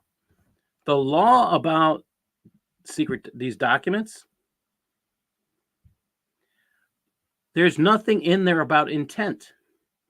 I read this over and over again to double check because I was reading, people were saying there's nothing in there about intent. I went back and I looked. So let's talk about why they say Joe Biden didn't have any intent. But again, there's nothing. The law states if you do these things, there's nothing about intent. If you did them, you violated the law. The FBI, the special investigators, are saying Joe didn't have any intent. Do you want to know why he doesn't have any intent? Right. Yeah. This is the funny part. I'm going to share this. So don't take our word for it. Do you want to go farther back, Red, or do you want me to start about here? I was just kind of mind numbed when I did this. No, that's good. I haven't read the whole thing, so yeah. Like I haven't either. Just dropped it. No, go ahead. Go ahead. This is all right. Listen to this. Mr. Biden wrote his 2017 memoirs with the help of a ghostwriter. In a recorded conversation with his ghostwriter in 2017, about a month after he left office, Mr. Biden said, while referencing his 2009 Thanksgiving memo, that he had just found all the classified stuff downstairs. Ooh. At a time, he was renting a home in Virginia, where he met his ghostwriter to work on his second memoir. Downstairs from where they met was Mr. Biden's office, where he stored his papers. He moved out of Virginia home in 2019, consolidating his belongings in Delaware, where FBI agents later found marked classified documents about the Afghanistan troop surge in his garage. Evidence supports the inference that when Biden said in 2017 that he had just found all the classified stuff downstairs in Virginia, he was referring to the same marked classified documents about Afghanistan that the FBI agents found in 2022. So again, he is vice president. He did not legally have the right to take these stuff. So yeah, he knew. He knew they were Yeah. classified documents. Yes. I mean, I'm not going to say people don't work on things from home. I'm saying that he didn't have a right to store things where he was storing them. I think there's No, probably some. this stuff cannot be taken out of the White House, and it can Oh, only be left in a skiff, okay, that's in okay. a That's secure it. area. Yeah, Mhm. where you can't. Yeah, only the president can take it out in his office, in his presence, and can take it up to the personal residence. Okay, that's only the president. But anyone else, they have to look at it in a special skiff, a special classified area where nobody has access to except these special people, and they can't take anything in with them. No pens, no papers, no nothing. Okay, that's why Wow. when that's why it was a big deal when Biden actually was one of the ones they outed that CIA officer because he had to go into the skiff multiple times because he kept probably forgetting the dude's name. Seriously, he probably kept forgetting the CIA officer's name that they outed. Okay, and that's why he had to keep going into the skiff to reference those same documents. That probably explains that. That's why he had to go in there multiple Yeah. times to get the name. But anyway, go ahead. I'm sorry. Go ahead. Okay. This gets worse, guys. Evidence supports the inference that when Mr. Biden said in 2017 he just found all the classified stuff downstairs, he's referring to that same marked classified documents about Afghanistan the FBI agents found in 2022 in his Delaware garage. Nevertheless, we do not believe the evidence is sufficient, as jurors would likely find reasonable doubt for one or more of several reasons, both when he served as vice president and when the Afghanistan documents were found in Mr. Biden's Delaware garage in 2022. His possession of them in his Delaware home was not a basis for prosecution because, as vice president and president, he had the authority to keep classified documents in his home. That's BS. That's BS. Sorry, not truthful at all. Wait a minute. Yeah. He didn't have these documents when he was president. Right. He had them from when he was VP, and he didn't have. No, see, that's misinformation. He wasn't VP. Yeah, he wasn't VP when he had him in his possession. Yes, and then it's worse. As VP, he doesn't have. I mean, I don't. This is the part I'm not sure about. I mean, as VP, if he took them as VP, he was no longer VP. He couldn't legally have them on his person. I mean, if he was allowed that, I don't see that. I mean, he's had them for a good number of years. And it says he had authority to keep classified documents in his home. The best case for charges would rely on Mr. Biden's possession of the Afghanistan documents to his Virginia home on February 2017 when he was a private citizen. Wait a minute. He's not. He's not vice president. He's not president. Okay. He was told when he told his ghostwriter he had just found classified material. Oh, he's kind of doesn't know he has it? Several defenses are likely to create reasonable doubt as to such charges. For example, Mr. Biden could have found, it's not President Biden, it's Mr. Biden, could have found the classified Afghanistan documents at his Virginia home in 2017 and then forgotten about them soon after. This could convince some reasonable jurors that he did not retain them willfully. Again, the law has nothing in there about intent. When Biden told his ghostwriter about finding all the classified stuff downstairs, his tone was matter of fact. For a person who had viewed classified documents nearly every day for 8 years as vice president, including regularly in his home. And you hear this again. Notice they keep mentioning regularly in his home. Finding classified documents at home less than a month after leaving office could have been an unremarkable and forgettable event. Unremarkable. You have something. But in he your home said that that's he not knew legally them. there. Yeah, but he said that he knew them, and he took them with him to his Delaware home, where he stored them next to his Corvette in a garage in boxes. Yeah, this is what we're getting into. The classified Afghanistan documents didn't come up again in Biden's dozens of hours recorded conversations with a ghostwriter in his book. And the place where the Afghanistan documents were eventually found in Mr. Biden's Delaware garage in a badly damaged box surrounded by household stuff suggests the documents might have been forgotten. In addition, Mr. Biden's memory was significantly limited, both during his recorded interviews with the ghostwriter in 2017 and Wow, in so his he was in interview. mental.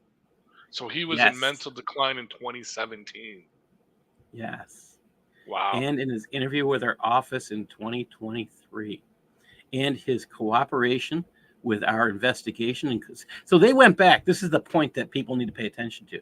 They went back and they got the recorded interviews from the ghostwriter to verify this man had dementia in 2017.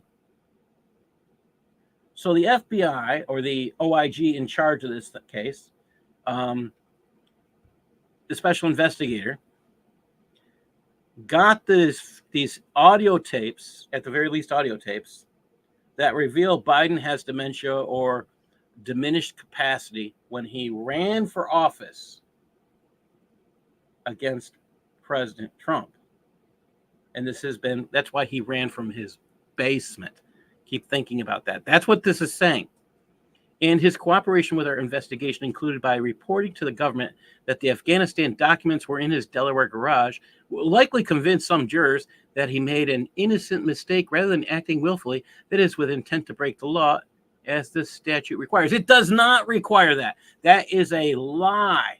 Wait, stop right there. Well, let's say it does. Then how are they going to convict Trump on the same thing? Well, how are they going to convict him? Trump was president when you hold that office, your title never goes away as president. Right. But if they're saying that the standard is that these documents, because they do have that one recording where Trump brags to the reporter saying, this is all classified, right? These are classified documents. I could have declassified them. Isn't that right? And he's talking to one of his staffers. I could have declassified them then. And she's like, yeah, you could have. It's like, but I can't now, right? They're classified. And they acknowledge, yes, those are classified documents. So he's like, but look right here in these classified documents that I can't, no. So he was an idiot. Okay. So I think he was baiting them. I think this is all baiting. Because legally, if he takes them off site, that's a form of declassification. Well, and that's an actual discussion. Either way, the point is, how are you going to prove now that Trump, intentionally meant to break the law? Oh, it gets better. What I mean? You ready? Yeah, go ahead. Yeah. Okay. Trump didn't pack any of those documents. Well, that's another thing too. Yeah. None of those documents were packed by Trump. None of those documents were unpacked by Trump. They were packed and unpacked and reviewed repeatedly by National Archives. And the National Archives asked for some stuff. He returned it to them. They asked him to fix things, and how things should be secured. He did that. So they said everything was secure. They had no problems. All of a sudden, the FBI gets involved, and they want to make a circus. But again, his moving things off site is a form of declassification, which has been an accepted form for decades. Let's keep going. Biden's memory, I like this part, significantly limited. This is the guy in charge as president of the United States. Another viable defense is that Mr. Biden might not have retained the classified documents in his Virginia home at all. They could have been stored by mistake without his knowledge at his Delaware home since the time he was vice president, as were other classified documents recovered during our investigation. Notice they're not telling us what they are. This would rebut charges that he willfully retained the documents in Virginia. Given Mr. Biden's limited precision and recall during the interviews with his ghostwriter and with our office, jurors may hesitate to place too much evidentiary weight on a single 8-word utterance to his ghostwriter about finding classified document in Virginia. 8 words. They're saying he could string 8 words together. Not much more. Well, another thing is, what would the ghostwriter say under cross-examination? You know what I mean? Did he show, but either way, listen to this. I mean, what they're saying is that this man is too mentally incompetent to stand trial. Yes, it's exactly what they're saying. But he's mentally competent to stand to be president. Even I'm looking at the Twitter feed, the Twitter stuff going on. Well, actually, he's delivering remarks right now. We should tune into that maybe. But there's so much going on here. President of the United States is training. Here we go. Because what's his name? Ted Cruz. Truly astonishing. The U.S. Department of Justice formally laying out evidence that the sitting president of the United States is not competent to stand trial. He cannot remember when he was vice president, but this man has the nuclear codes. Yeah, that's coming up in here. Okay, in addition to the shortage of evidence, in addition to the shortage of evidence, there are other innocent explanations for documents. The part where he doesn't know what year it was, that just kind of blew my mind, and that he didn't know when here we go. We also considered that at trial, Mr. Biden would likely present himself to a jury, as he did during our interview, as a sympathetic, well-meaning elderly man with poor memory.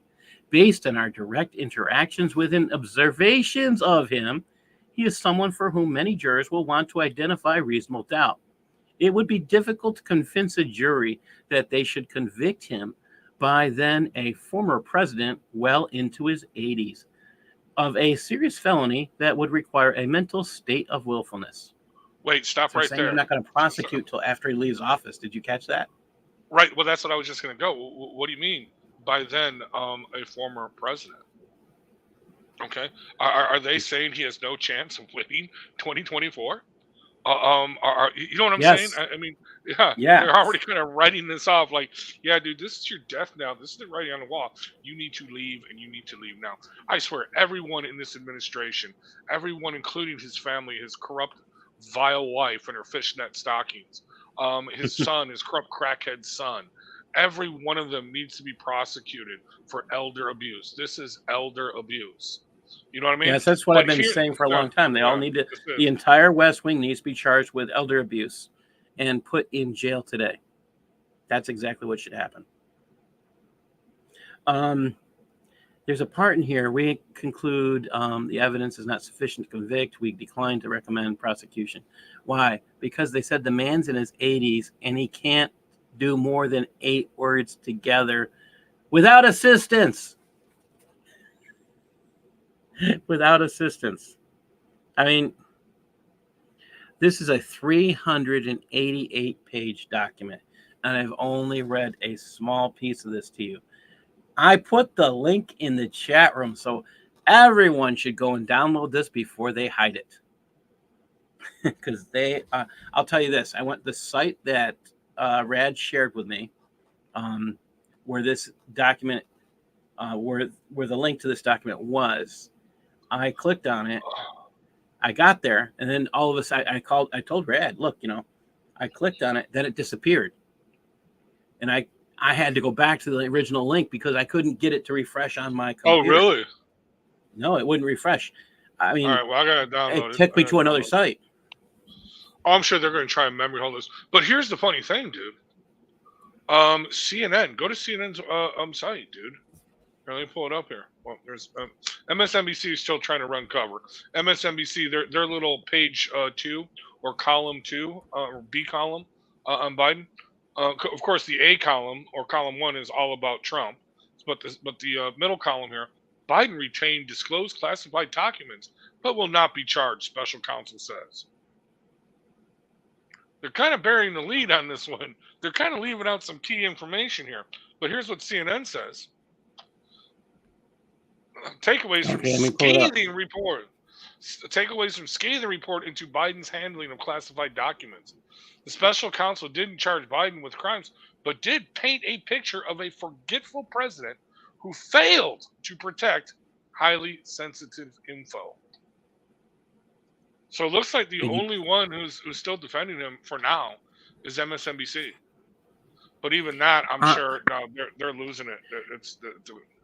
So I believe what they're going to.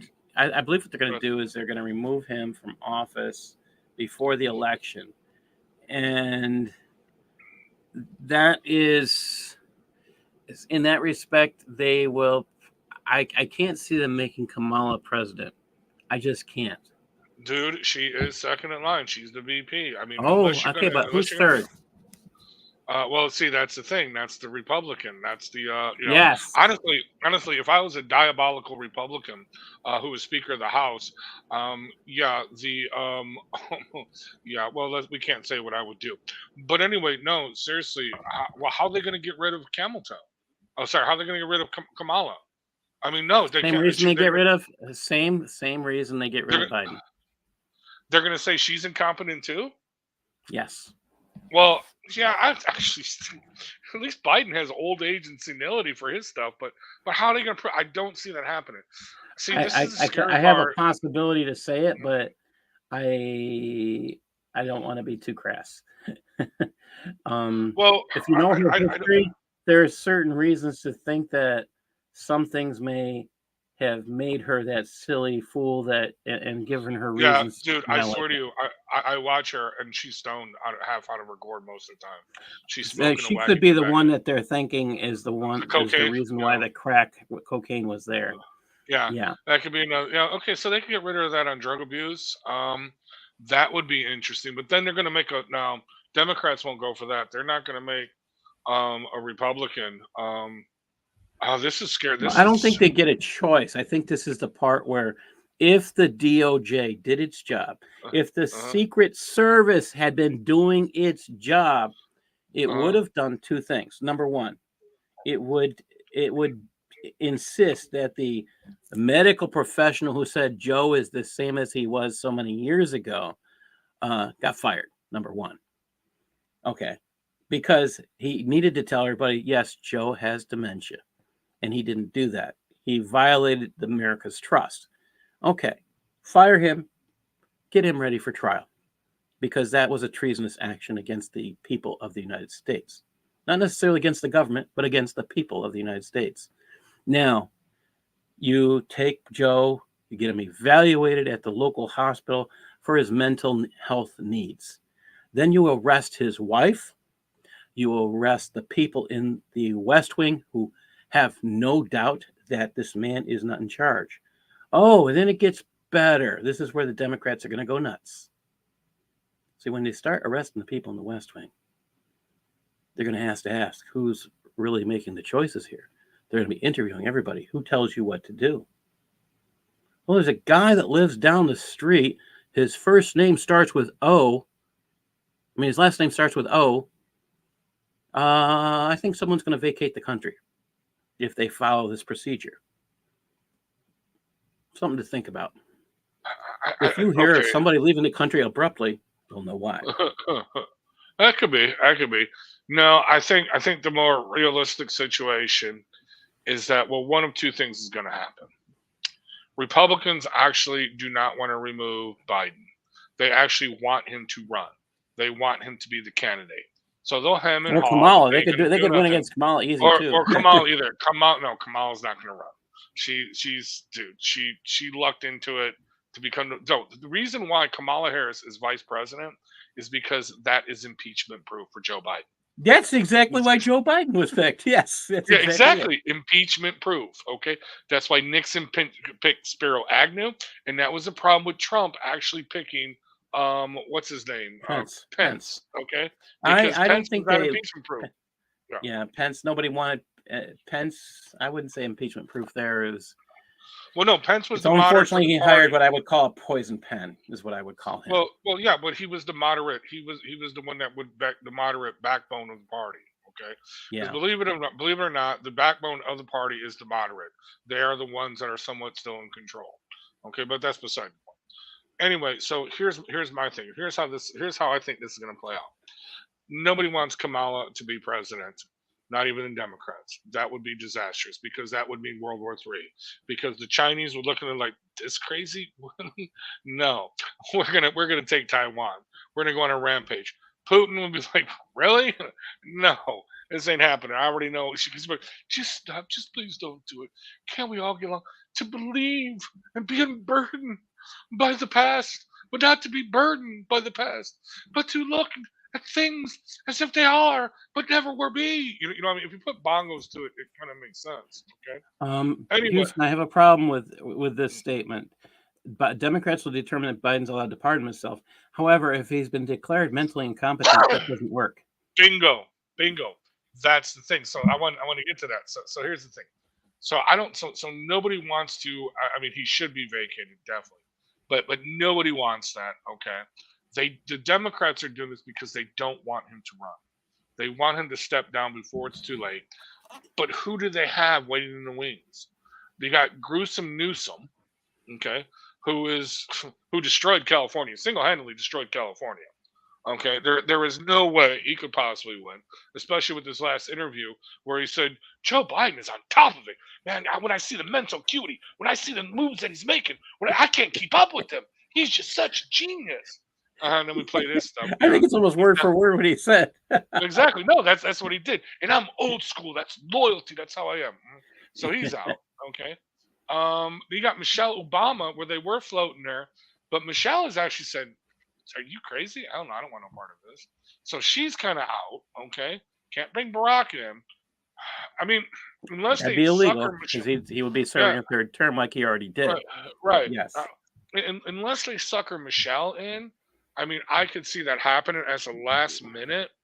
Well, they haven't confirmed whether it's Michael or Michelle that would be running, but I'm sorry, yeah. yeah, Big Mike. You know, I never used Big to Mike, believe yeah. that. Yeah, I never used to Oh, believe I that. watched. But now I You know do. what got me was the. Believe it or not, I was watching. What's her name? The show she was on where Too Much was showing. Yeah, I've seen a few of those, and it's not yeah, AI. like This oh is even my before the god. AI stuff. Yeah. Yo, No, this way is before yeah. it. Oh my gosh, I was Dude, look at watching that this show on the TV. Oh. What's her name? I can't think of her Dude, name now. look at her shoulders. Look at the way she carries. Look at the way she stands. Well, that was She it's not stands a, like a it's dude. and I think Joan Rivers was 100% right, and that's why she disappeared And as she well. died a few Yeah, weeks later. she died right But- like she died like the next week, I think. Yeah, she was yeah. gone really quick.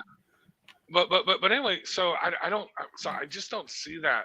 So here's what I see. What's going to happen though? Okay, I see they're going to keep him into the primaries, and then they'll choose someone, but who I don't know who. Michelle is the top pick from everyone, but I don't even see that working. I don't see that happening. No, Gruesome Newsom, it can't be because he's already embarrassed himself.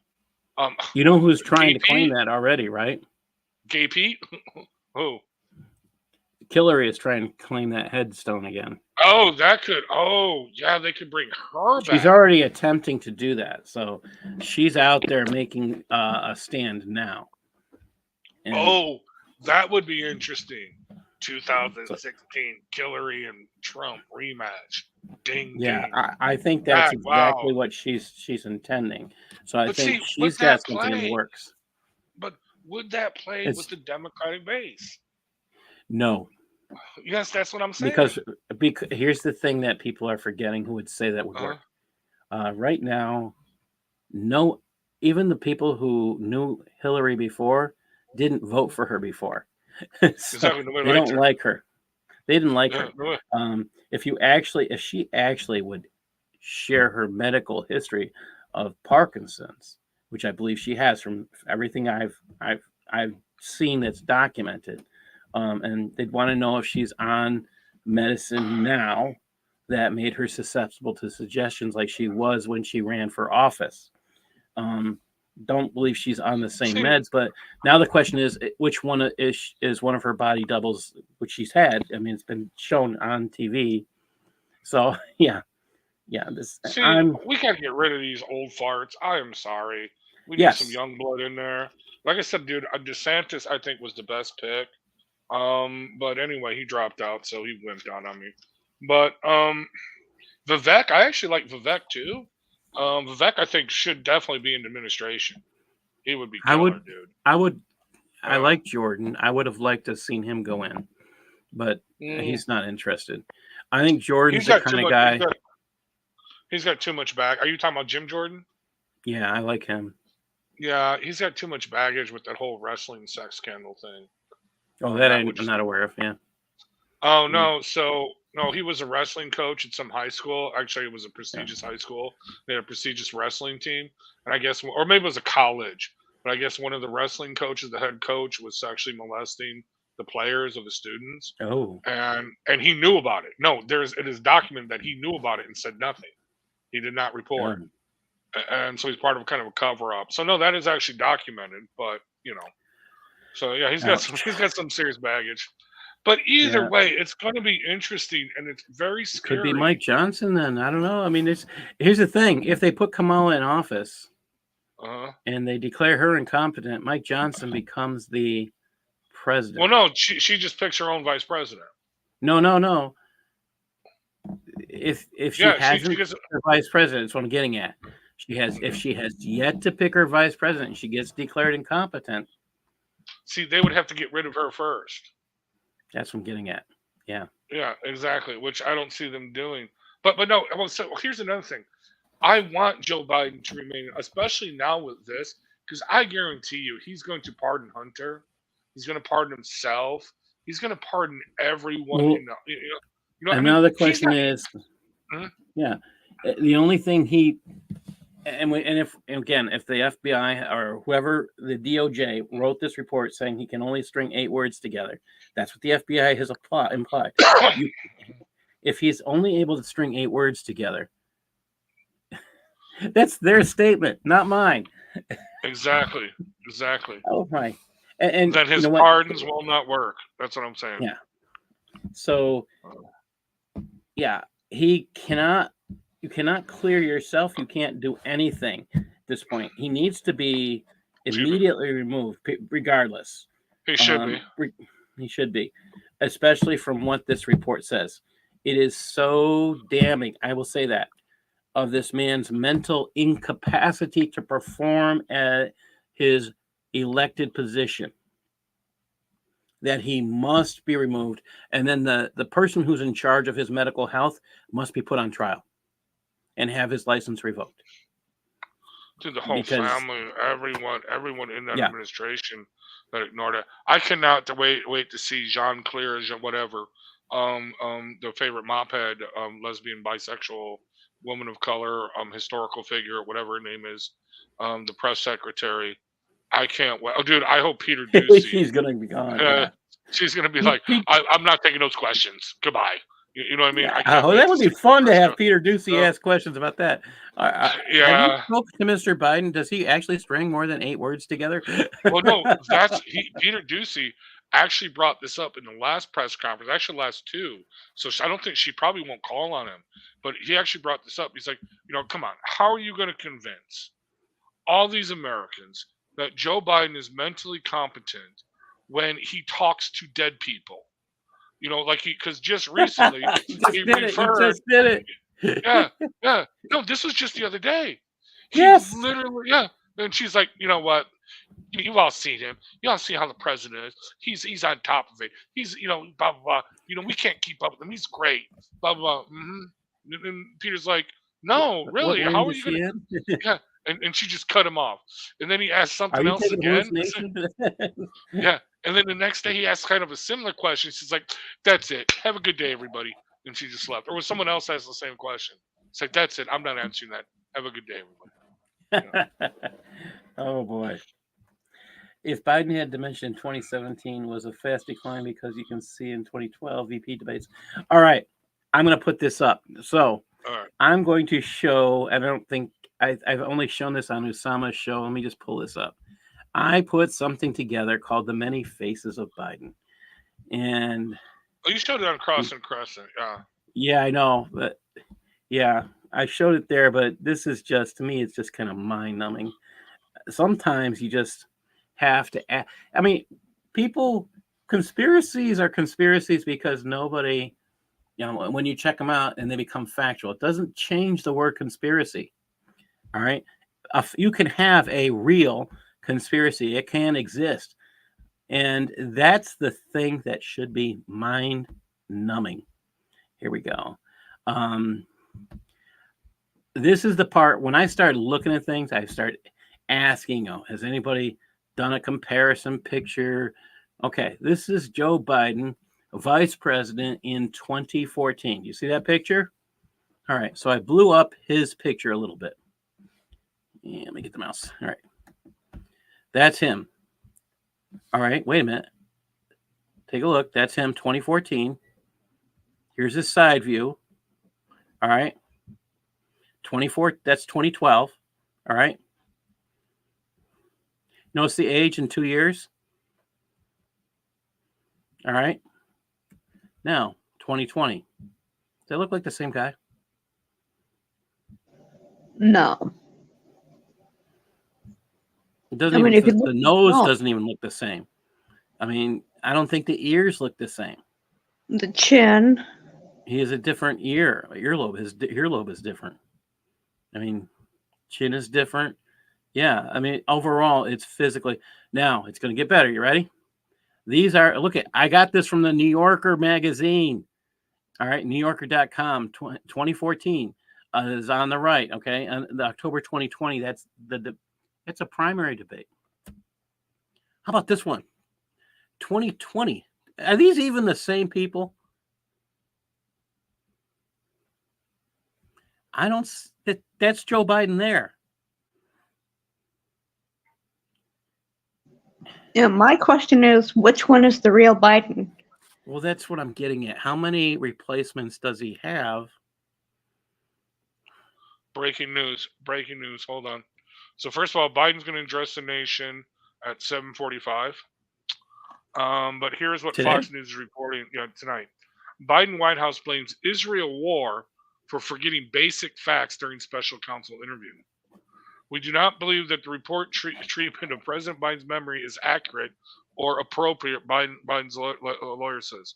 President Biden said on Thursday that he struggled to remember certain key dates during his interview with special counsel Robert Hur as a result of the ongoing Israeli-Hamas war. Okay, well, if that's the case, you shouldn't be president. If one thing is distracting you from remembering key dates, then you should not be president. You know what I mean? No. Okay, so he's digging his own grave here. Biden told reporters he was handling an international crisis at the time of the interviews with federal investigators shortly after her release of 300 word page. I sought no delays. In fact, I was so determined to get the special counsel that they needed. Anyway, yeah. By the way, take a look at these pictures. I put the links up where you could actually find them. So I mean, if you didn't believe me, I mean, I could click on these. This is the one that kills me the most. So look, if I click on this, and see if I can go right there. All right, I'll pull it over. I mean, again, I took these off of news sites. I'll show you. So I'm not making this up. This is the stuff that really, I mean, I just started asking. There he is. I didn't make this up. I mean, yeah. I wish this stuff wasn't true. I mean, I only started looking at this stuff because I just started asking questions. I'd like to see that. There he is in 2021. Okay, but no, right there. Look, stop right there. Look at those eyes. I bring up those eyes, and I'm going to tell you. Okay. All right. I remember. Okay, watching the first debate with him and Donald Trump. That was a complete disaster on both ends. Okay, at a local Republican fundraiser. Okay, at this sports bar. Okay, for local Republicans. So they had it on really high def TVs, and everyone is like, "What is up with?" Can you hear me? Yeah, I think we just lost you for a second. You're back. Okay. But anyway, everybody, I remember multiple people commented and said, "What is up with the dude's eyes?" They were extremely wide and extremely a deep, piercing blue. They didn't look gray like this. I mean, they were bright, almost glowing blue. Okay, and everybody was like, "This dude, what is he on drugs?" You know what I mean? Okay, yeah. I'm just saying, dude, and it's been rumored. I mean, high level rumors. They pumped this dude full of amphetamines, okay, just to get him out there to say something. Okay? Yeah, and But you can only do that for so long. Yeah. So look at this is 2021. They don't have the same nasal structure. They don't have the same chins. They don't have the same earlobes. No, this could be no. Okay, well, I mean, he could let's have a be double shaved eyebrows. I could say that maybe, but the eyes are so different. facelift. It could have cosmetic surgery, facelift. Again, this is where I Um, say I am not a. I'm not a. The people who do the Oh. who do facial recognition software. I think that's what needs to be run on stuff like this. I just don't have that knowledge, but it makes me question Oh, what's going on. yeah, All you'd right, have to put that through a how really about that good guy? one. Yeah, no, these are different people. I mean, how many doubles? How many people go around with his voice? I mean, I don't. I have lots of questions. I mean, there was one where he had a microphone, one of the debates where he had a microphone telling him what to say and do. And I'm not sure if the microphone was actually a speaker. I mean, I'm now asking that question because these are Well, all different people. here's another thing. Okay, if you notice when you listen to his speeches, they alter his voice on the microphone. They make it. They put an echo to it. They put a reverb to it. Okay, and no, so they make it more boisterous, more but then he gets all angry, and they have to readjust it because that's I mean all of a sudden they'll get reverb and they'll get real bad echo when he starts shouting. No, seriously, you can listen to it. And, Yeah, well, yeah. matter of fact, yeah, That's a you've noticed sign that, of, yeah, it's a sign of dementia when he does that, and that's. yeah. And this Vic, believe it or not, this picture is claimed on the left is claimed to be one of his most recent pictures. I honestly believe that's from his VP days That's what it looks like, right? because that's the first picture I've seen that actually looks like the 2014, and Yeah. he doesn't look like he's aged at all. I mean, okay, he could have had a facelift, a nose job, whatever. I don't know. He could have got the earlobes trimmed, whatever. I don't know, but no, you're right. I mean, it's not. Yeah, okay, I'm following. I mean, dude, like I said, I could go either way, but I could see Hmm. it definitely being body doubles. No, That I mean, definitely. that guy is definitely not, and this guy is definitely not. So I'm so sick of it. I'm sick of it. I, I only started doing this because I started asking the question, and then I started saying, okay, why can't I look for it myself? So I looked for his VP pictures and pictures that probably wouldn't have been if this is actually happening. I mean, these are things anybody can do now just because the internet's available. So I just have to ask. Yeah, I would not be shocked. I mean, why not? I mean, others do it. We know Reagan had a body double. Saddam Hussein definitely had body doubles. Churchill had a body double. Churchill had a voice double. Did you know that? A lot yeah. of the So speeches that John, yeah, they all. I know they all had them. John, I think oh, you could be right. I'm not. I don't. The one that really throws me is that third guy that looks. I'll put him back up. This is the one that really throws me, and I just don't see this connection as possible. That's the one that really throws me. I don't see that one as yeah, possible. see, that's a The other detached ones I can. earlobe. The one on the left, Yeah, the one on the right is not a detached earlobe. These are two different earlobes.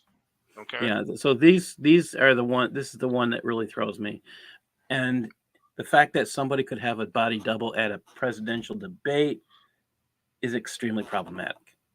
Well, you know that Churchill actually had a voice double, right?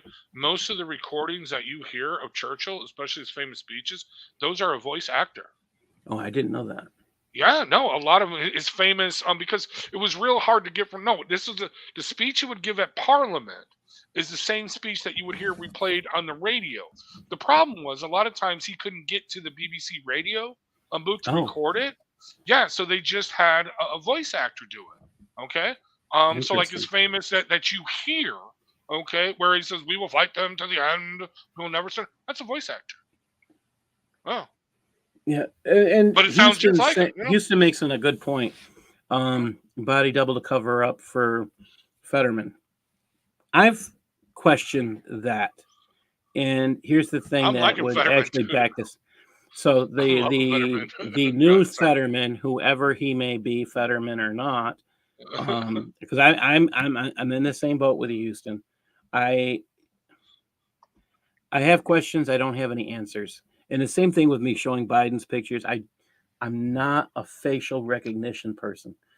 I wish I knew someone who had that software and would actually be willing to certify Okay, this is the same person or not the same person. A person who had the ability and the talent to actually make a statement.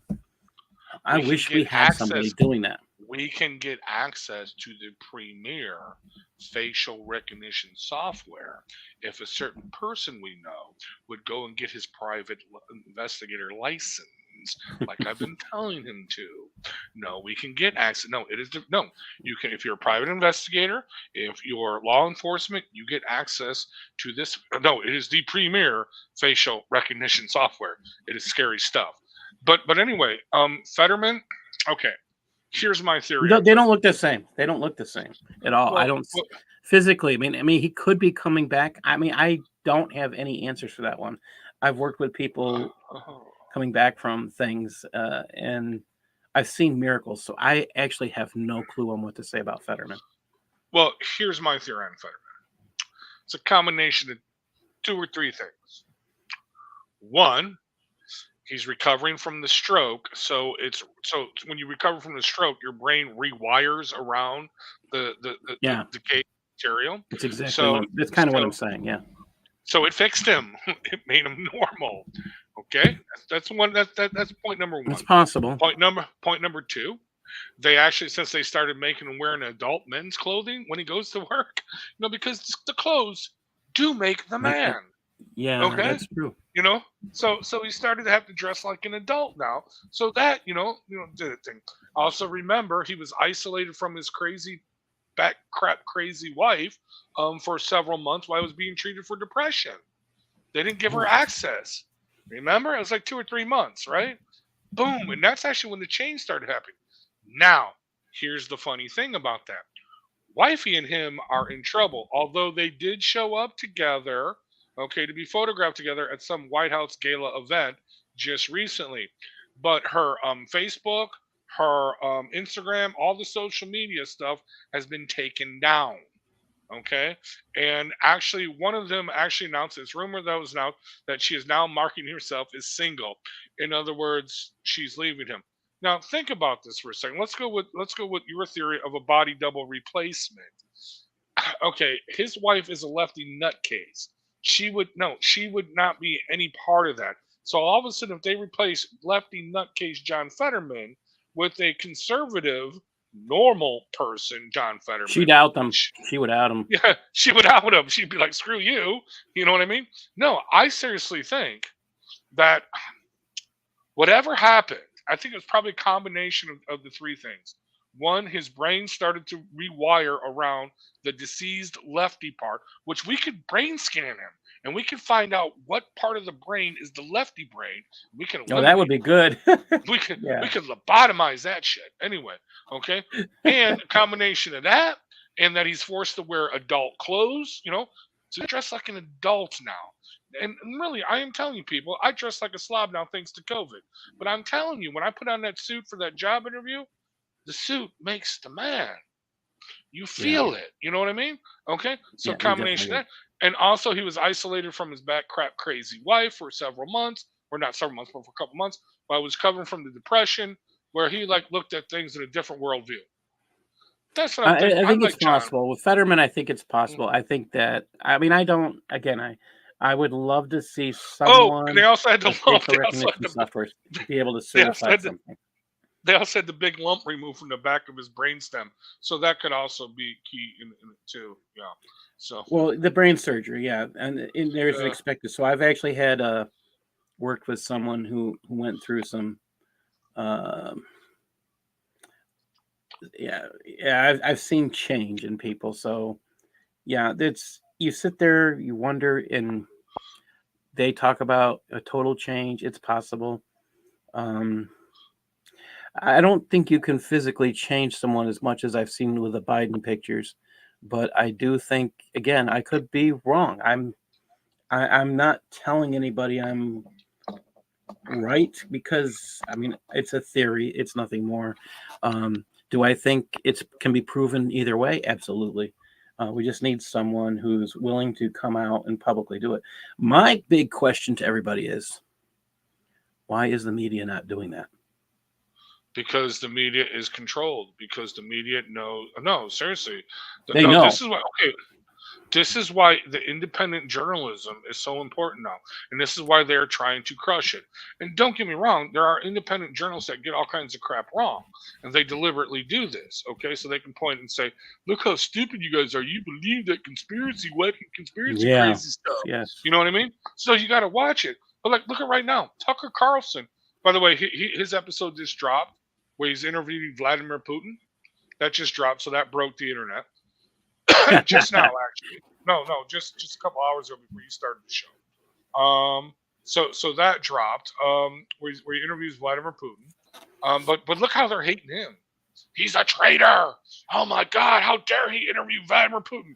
Yeah, look at all the regular. I actually want to go. lefties that I want to go interview him. listen to that because Yeah, I'm I definitely want gonna to listen see to if it. he Yeah. says some of the things that I think are possible. So I'm going to be listening to that. So Oh, I've been going I over some of the recommend comments. everybody Yeah. who wants to know. So you've only been getting the Huh. Ukrainian propaganda if you live in the United States, unless you're looking for more. You're in general, even from Fox News, you're in general only hearing the Ukrainian point of view, and I think it would be interesting to hear. I mean, I have my big question that I would love to ask Putin. If there's one question I would ask is, why did your men go through Chernobyl? That's the only question I want to ask. I think What do he you has mean? an answer. When they went into Ukraine, they went through Chernobyl. Oh, So right. Didn't they secure it or something? yeah, I forgot what it was. that Yeah. is my. I know what the Russian propaganda or the person who told me it's Russian propaganda said, Uh-huh. but Huh. I'm the one who tends to believe that more than anything else, because anybody who is our age or older knows Chernobyl was a bright light in terms of nuclear disasters. And anybody Yeah. who would send their military through an area that was known to light up their gonads, and then they wouldn't have as many military because their boys that they sent over to take care of things came home and they were sterile. Isn't thinking. What would they what could they retrieve from that? I mean, that's so. Oh, I mean, they didn't retrieve. ancient. What I found out, they didn't retrieve. What's your So, conspiracy theory? I'd be interested here. well, it's on one of the past videos. If you look at, so there was a rumor Uh-huh. that the Russians received that in Chernobyl, there's more than one nuclear plant in Chernobyl, and that's something I didn't know. So there's I think there was 3 or 4 in the area, and one of those was being rumored to have a dirty bomb on it. Again, it was rumored that Chernobyl is a Ukraine was dirty doing bomb. this, so that they were creating one. That was one of the things. At the same time, in this area, in the particular region, I will say, that we're talking about, it was rumored that there were biochemical weapon warfare stations that were Actually, no, that's not rumor. Those are ours. That's what I'm getting. United States of America. Those are United States of America. We paid that for were that being stuff. run by. Tell everybody who was run by. CIA. The guy whose name is no. Wait, no. Hold on. No, the Institutes for National Health, aka Fauci. Yes. So that's the other thing there. So one of them was one of these rumors that were, again, I was told were Russian propaganda, was verified fact. So it makes me wonder if, again, these were 2 pieces I found in one document, which makes me wonder if the other element about the dirty bomb was accurate. Well, see, So, I went looking, and I don't normally look for stuff like that, but I just wanted to find if there's anything that would explain it. That's what I was talking to Eric about last night. He couldn't confirm or deny, but yes, we have special forces for forward operating bases pretty much all over the world. Yes. In these hot zones. where they just observe, or limited contact, limited interaction. But no, these are Yes. definite military, our personnel, which is the whole reason for the mRNA vaccine. Well, we're probably running out of time. Remind me to explain that whole thing when I found out about why it was spun up so quickly, because they've been working on this stuff since the 1990s. Anyway, I Oh do yeah, want to we have address that. one. That's actually documented by Yes, the guys behind the mRNA virus, for yes, the mRNA quote vaccine. they Okay, wanted. let's spell it through. Gene therapy. Gene therapy. Yes, Yeah. the DOJ in the 1990s, they issued for a contract for grants, okay, grant money, federal funding, okay, to develop a vaccine that could be spun up quickly. The priority was 6 months to a year, okay, and that would provide, okay, 98% protection for up to 12 weeks with what do you call it, boosters being able to be generated and spun up, within that would provide extra protection for an additional 6 to 8 weeks. Okay, that could be spun up in a matter of a month or so. So in other words, and it specifically says to protect our war fighters operating in Central Asia, where bat viruses are common. So they deliberately, this is what they wanted. Something that could, okay, if you're going to deploy your forward operating, your special forces, your war fighters into the jungles of Asia, into China, wherever, and you don't want them to get sick, you could spin up this vaccine, inject them. They would be protected for a good, 6 to 12 week deployment. And if necessary, you could give them a booster that would give them an extra 6 to 8 weeks. I This want is to go back to deliberately what what they John. want. Yeah, John Wilson. Good point here. He said a Biden double sounds rather silly to me. Just saying. So he does have a. If he does have a double, surely the double would make more sense. So, John, you're asking the same question. So Yep. here's my wild thoughts. You ready? Wild thoughts. We serve a living God, and sometimes God interferes with someone's plans, and that's my only answer. Maybe there's two bibbling idiots out there. That's all I can say. Actually, And Paul, yeah. Can, Well, hold on. Let me can I finish this address? one. Let Sure, me sure. finish this one. You can go back. It says that even if Biden retroactively is determined retroactively incompetent, that wouldn't invalidate the bills he signed, because bills become law without a signature, but could affect the 10 bills he vetoed. And you know what? I agree with That's you, not true. Houston, on this too. Yeah, No, that's not true. bills don't become law. Bills don't become law without a signature in this country. Yeah, For they have to be signed. you have to be signed. You can't be. Yeah, they don't become. They can They have do. to absolutely be signed. They No, get rejected. they have to be signed by the president in order to become law. But they can do a silent veto where it gets sent to their desk and they just put the bill in the law in their desk. Okay, it's called a desk veto, and if Yes. they don't sign it within like 180 days or something like that, then it's automatically, it's considered a veto. It has to go back to Congress or the Senate to be re-adjudicated. Yeah. They did it purposely to draw out the process. That's Right. the process. Yeah. So that way it doesn't say I actually vetoed. He can just say I forgot. My memory Do it again, is guys. failing me. Yes, yeah. But anyway, Yeah. I do want to address John real quick on a couple things, if you don't mind. He said, I disagree with you, Red. Churchill was a great, wonderful orator, even when he was drunk. Okay, no, you're missing what I said on this. This is historical documented fact. He's not. Red is not Okay. disagreeing with you at all, John. He's agreeing with you 100%. Back in the 1930s, okay, they did not have sound systems set up in the House of Parliament, okay, where they could not grasp, okay, the orator speaking, okay, all right. So basically, what they would do was that Churchill would give his speech before the House of Commons or full Parliament or whatever it was, okay, and then sometimes yes, he would be able to make it to the BBC sound studio, okay, to re-record what he had just said to the House of Parliament, okay? But in some cases, actually a lot of cases, that he just couldn't make it because he was busy doing, I don't know, prime minister war things, distance. You know what I mean? He couldn't be, troubled to make the trip. Okay, 3 blocks down the road in a horse-drawn carriage or whatever it was. Okay, to get to the BBC Sound Studio. So yes, they actually did hire a voice orator, and a lot of the recordings that you hear of his famous speeches, including, I believe, the famous one, "We shall fight them on oceans, we shall fight them on the seas, we shall never surrender." That one, that recording, even though he did give that speech to Parliament, that one is a recording, okay, that was done by a voice actor in the BBC Sound Studio. Oh, I Okay? didn't know that one. That's one Yeah, of the ones well, I like to okay. listen to. Yeah. Again, I could be corrected on that one, but a lot of his famous speeches are done by a voice actor. Okay, that sounded just like Churchill.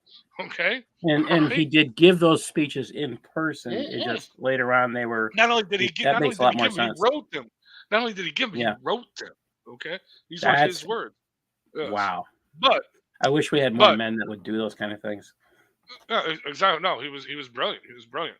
Now, one other thing I did want to address. Okay, regarding what you brought up regarding the body double thing. No, hold on. Oh, what you brought up something. I said, well, there could be two idiots out there. I said, we have a great God in charge, and Oh, right. somebody No. put Okay. a body double out there, and I said, well, God might have just Okay. decided to have somebody else find their dementia faster. Okay. Is all I can Okay. say. Here's what I'm thinking. And I've discussed this with other people. I actually think that the whole Biden, the absent-minded president, the senile president, the foolish president, is specifically we're seeing the fruits of that. I'm thinking it's made up. I'm thinking it's like the guy from the mob in New York City. He was the head of the Lucchese family. No, they actually prosecuted under RICO the wrong guy, saying that he was the head of the Lucchese whatever family in New York. Okay, under the famous Five Families RICO case in 1990s. They got the wrong guy. The real head of the Lucchese whatever mob family was this guy, Jimmy the Chin. That was his name, Jimmy the Chin. He walked around in a bathrobe, in pajamas, with a walker, down the streets in Manhattan or Brooklyn or wherever he was at, where he would talk to the pigeons. And he would walk around these wise guys and they would treat him with respect. Da, da, da. Well, they had to follow him for years. Turns out he was the leader of the mob. He just pretended that he was a senile old man, and they finally got him, and they put him in prison. But no, that was his whole thing: is hey, I'm just a crazy old man. What do I know? But he was the head of the mob. You know what I'm saying? So look at this. Is the fruits of this. You can't prosecute me. I'm too slow, dim-witted, and stupid. See that? But they got him. Right. Oh, Anyway, I want to say all right. thank you, Red. Thanks for joining me. I don't No usually problem, do brother. a lot of political lately, but I miss doing that. That was great. God bless you all for listening and staying with us. Share some of this stuff out because it's mind-numbing. And anybody who wants the PowerPoint, just send me an email. I'll send it to you, baran_research@yahoo.com. If you want any of the things I have done on critical thinking versus Shariah, I'm willing to share all that. I'm hoping to take all this stuff that we've done on critical thinking versus Shariah and create a series of books on the topic. That's my end goal. Next week, I hope that we will be done with G section on the funeral book. And the thing that has me really excited is that means the next week we start on Zakat.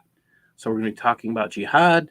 We're going to be talking about Muslims paying other people to become Muslims. And we're going to be talking about a whole slew of things, which I think will be a lot more exciting than than prayer and taking care of dead people. So 2 weeks, guys, we'll be there. Thank you, Red. God bless everybody. All right.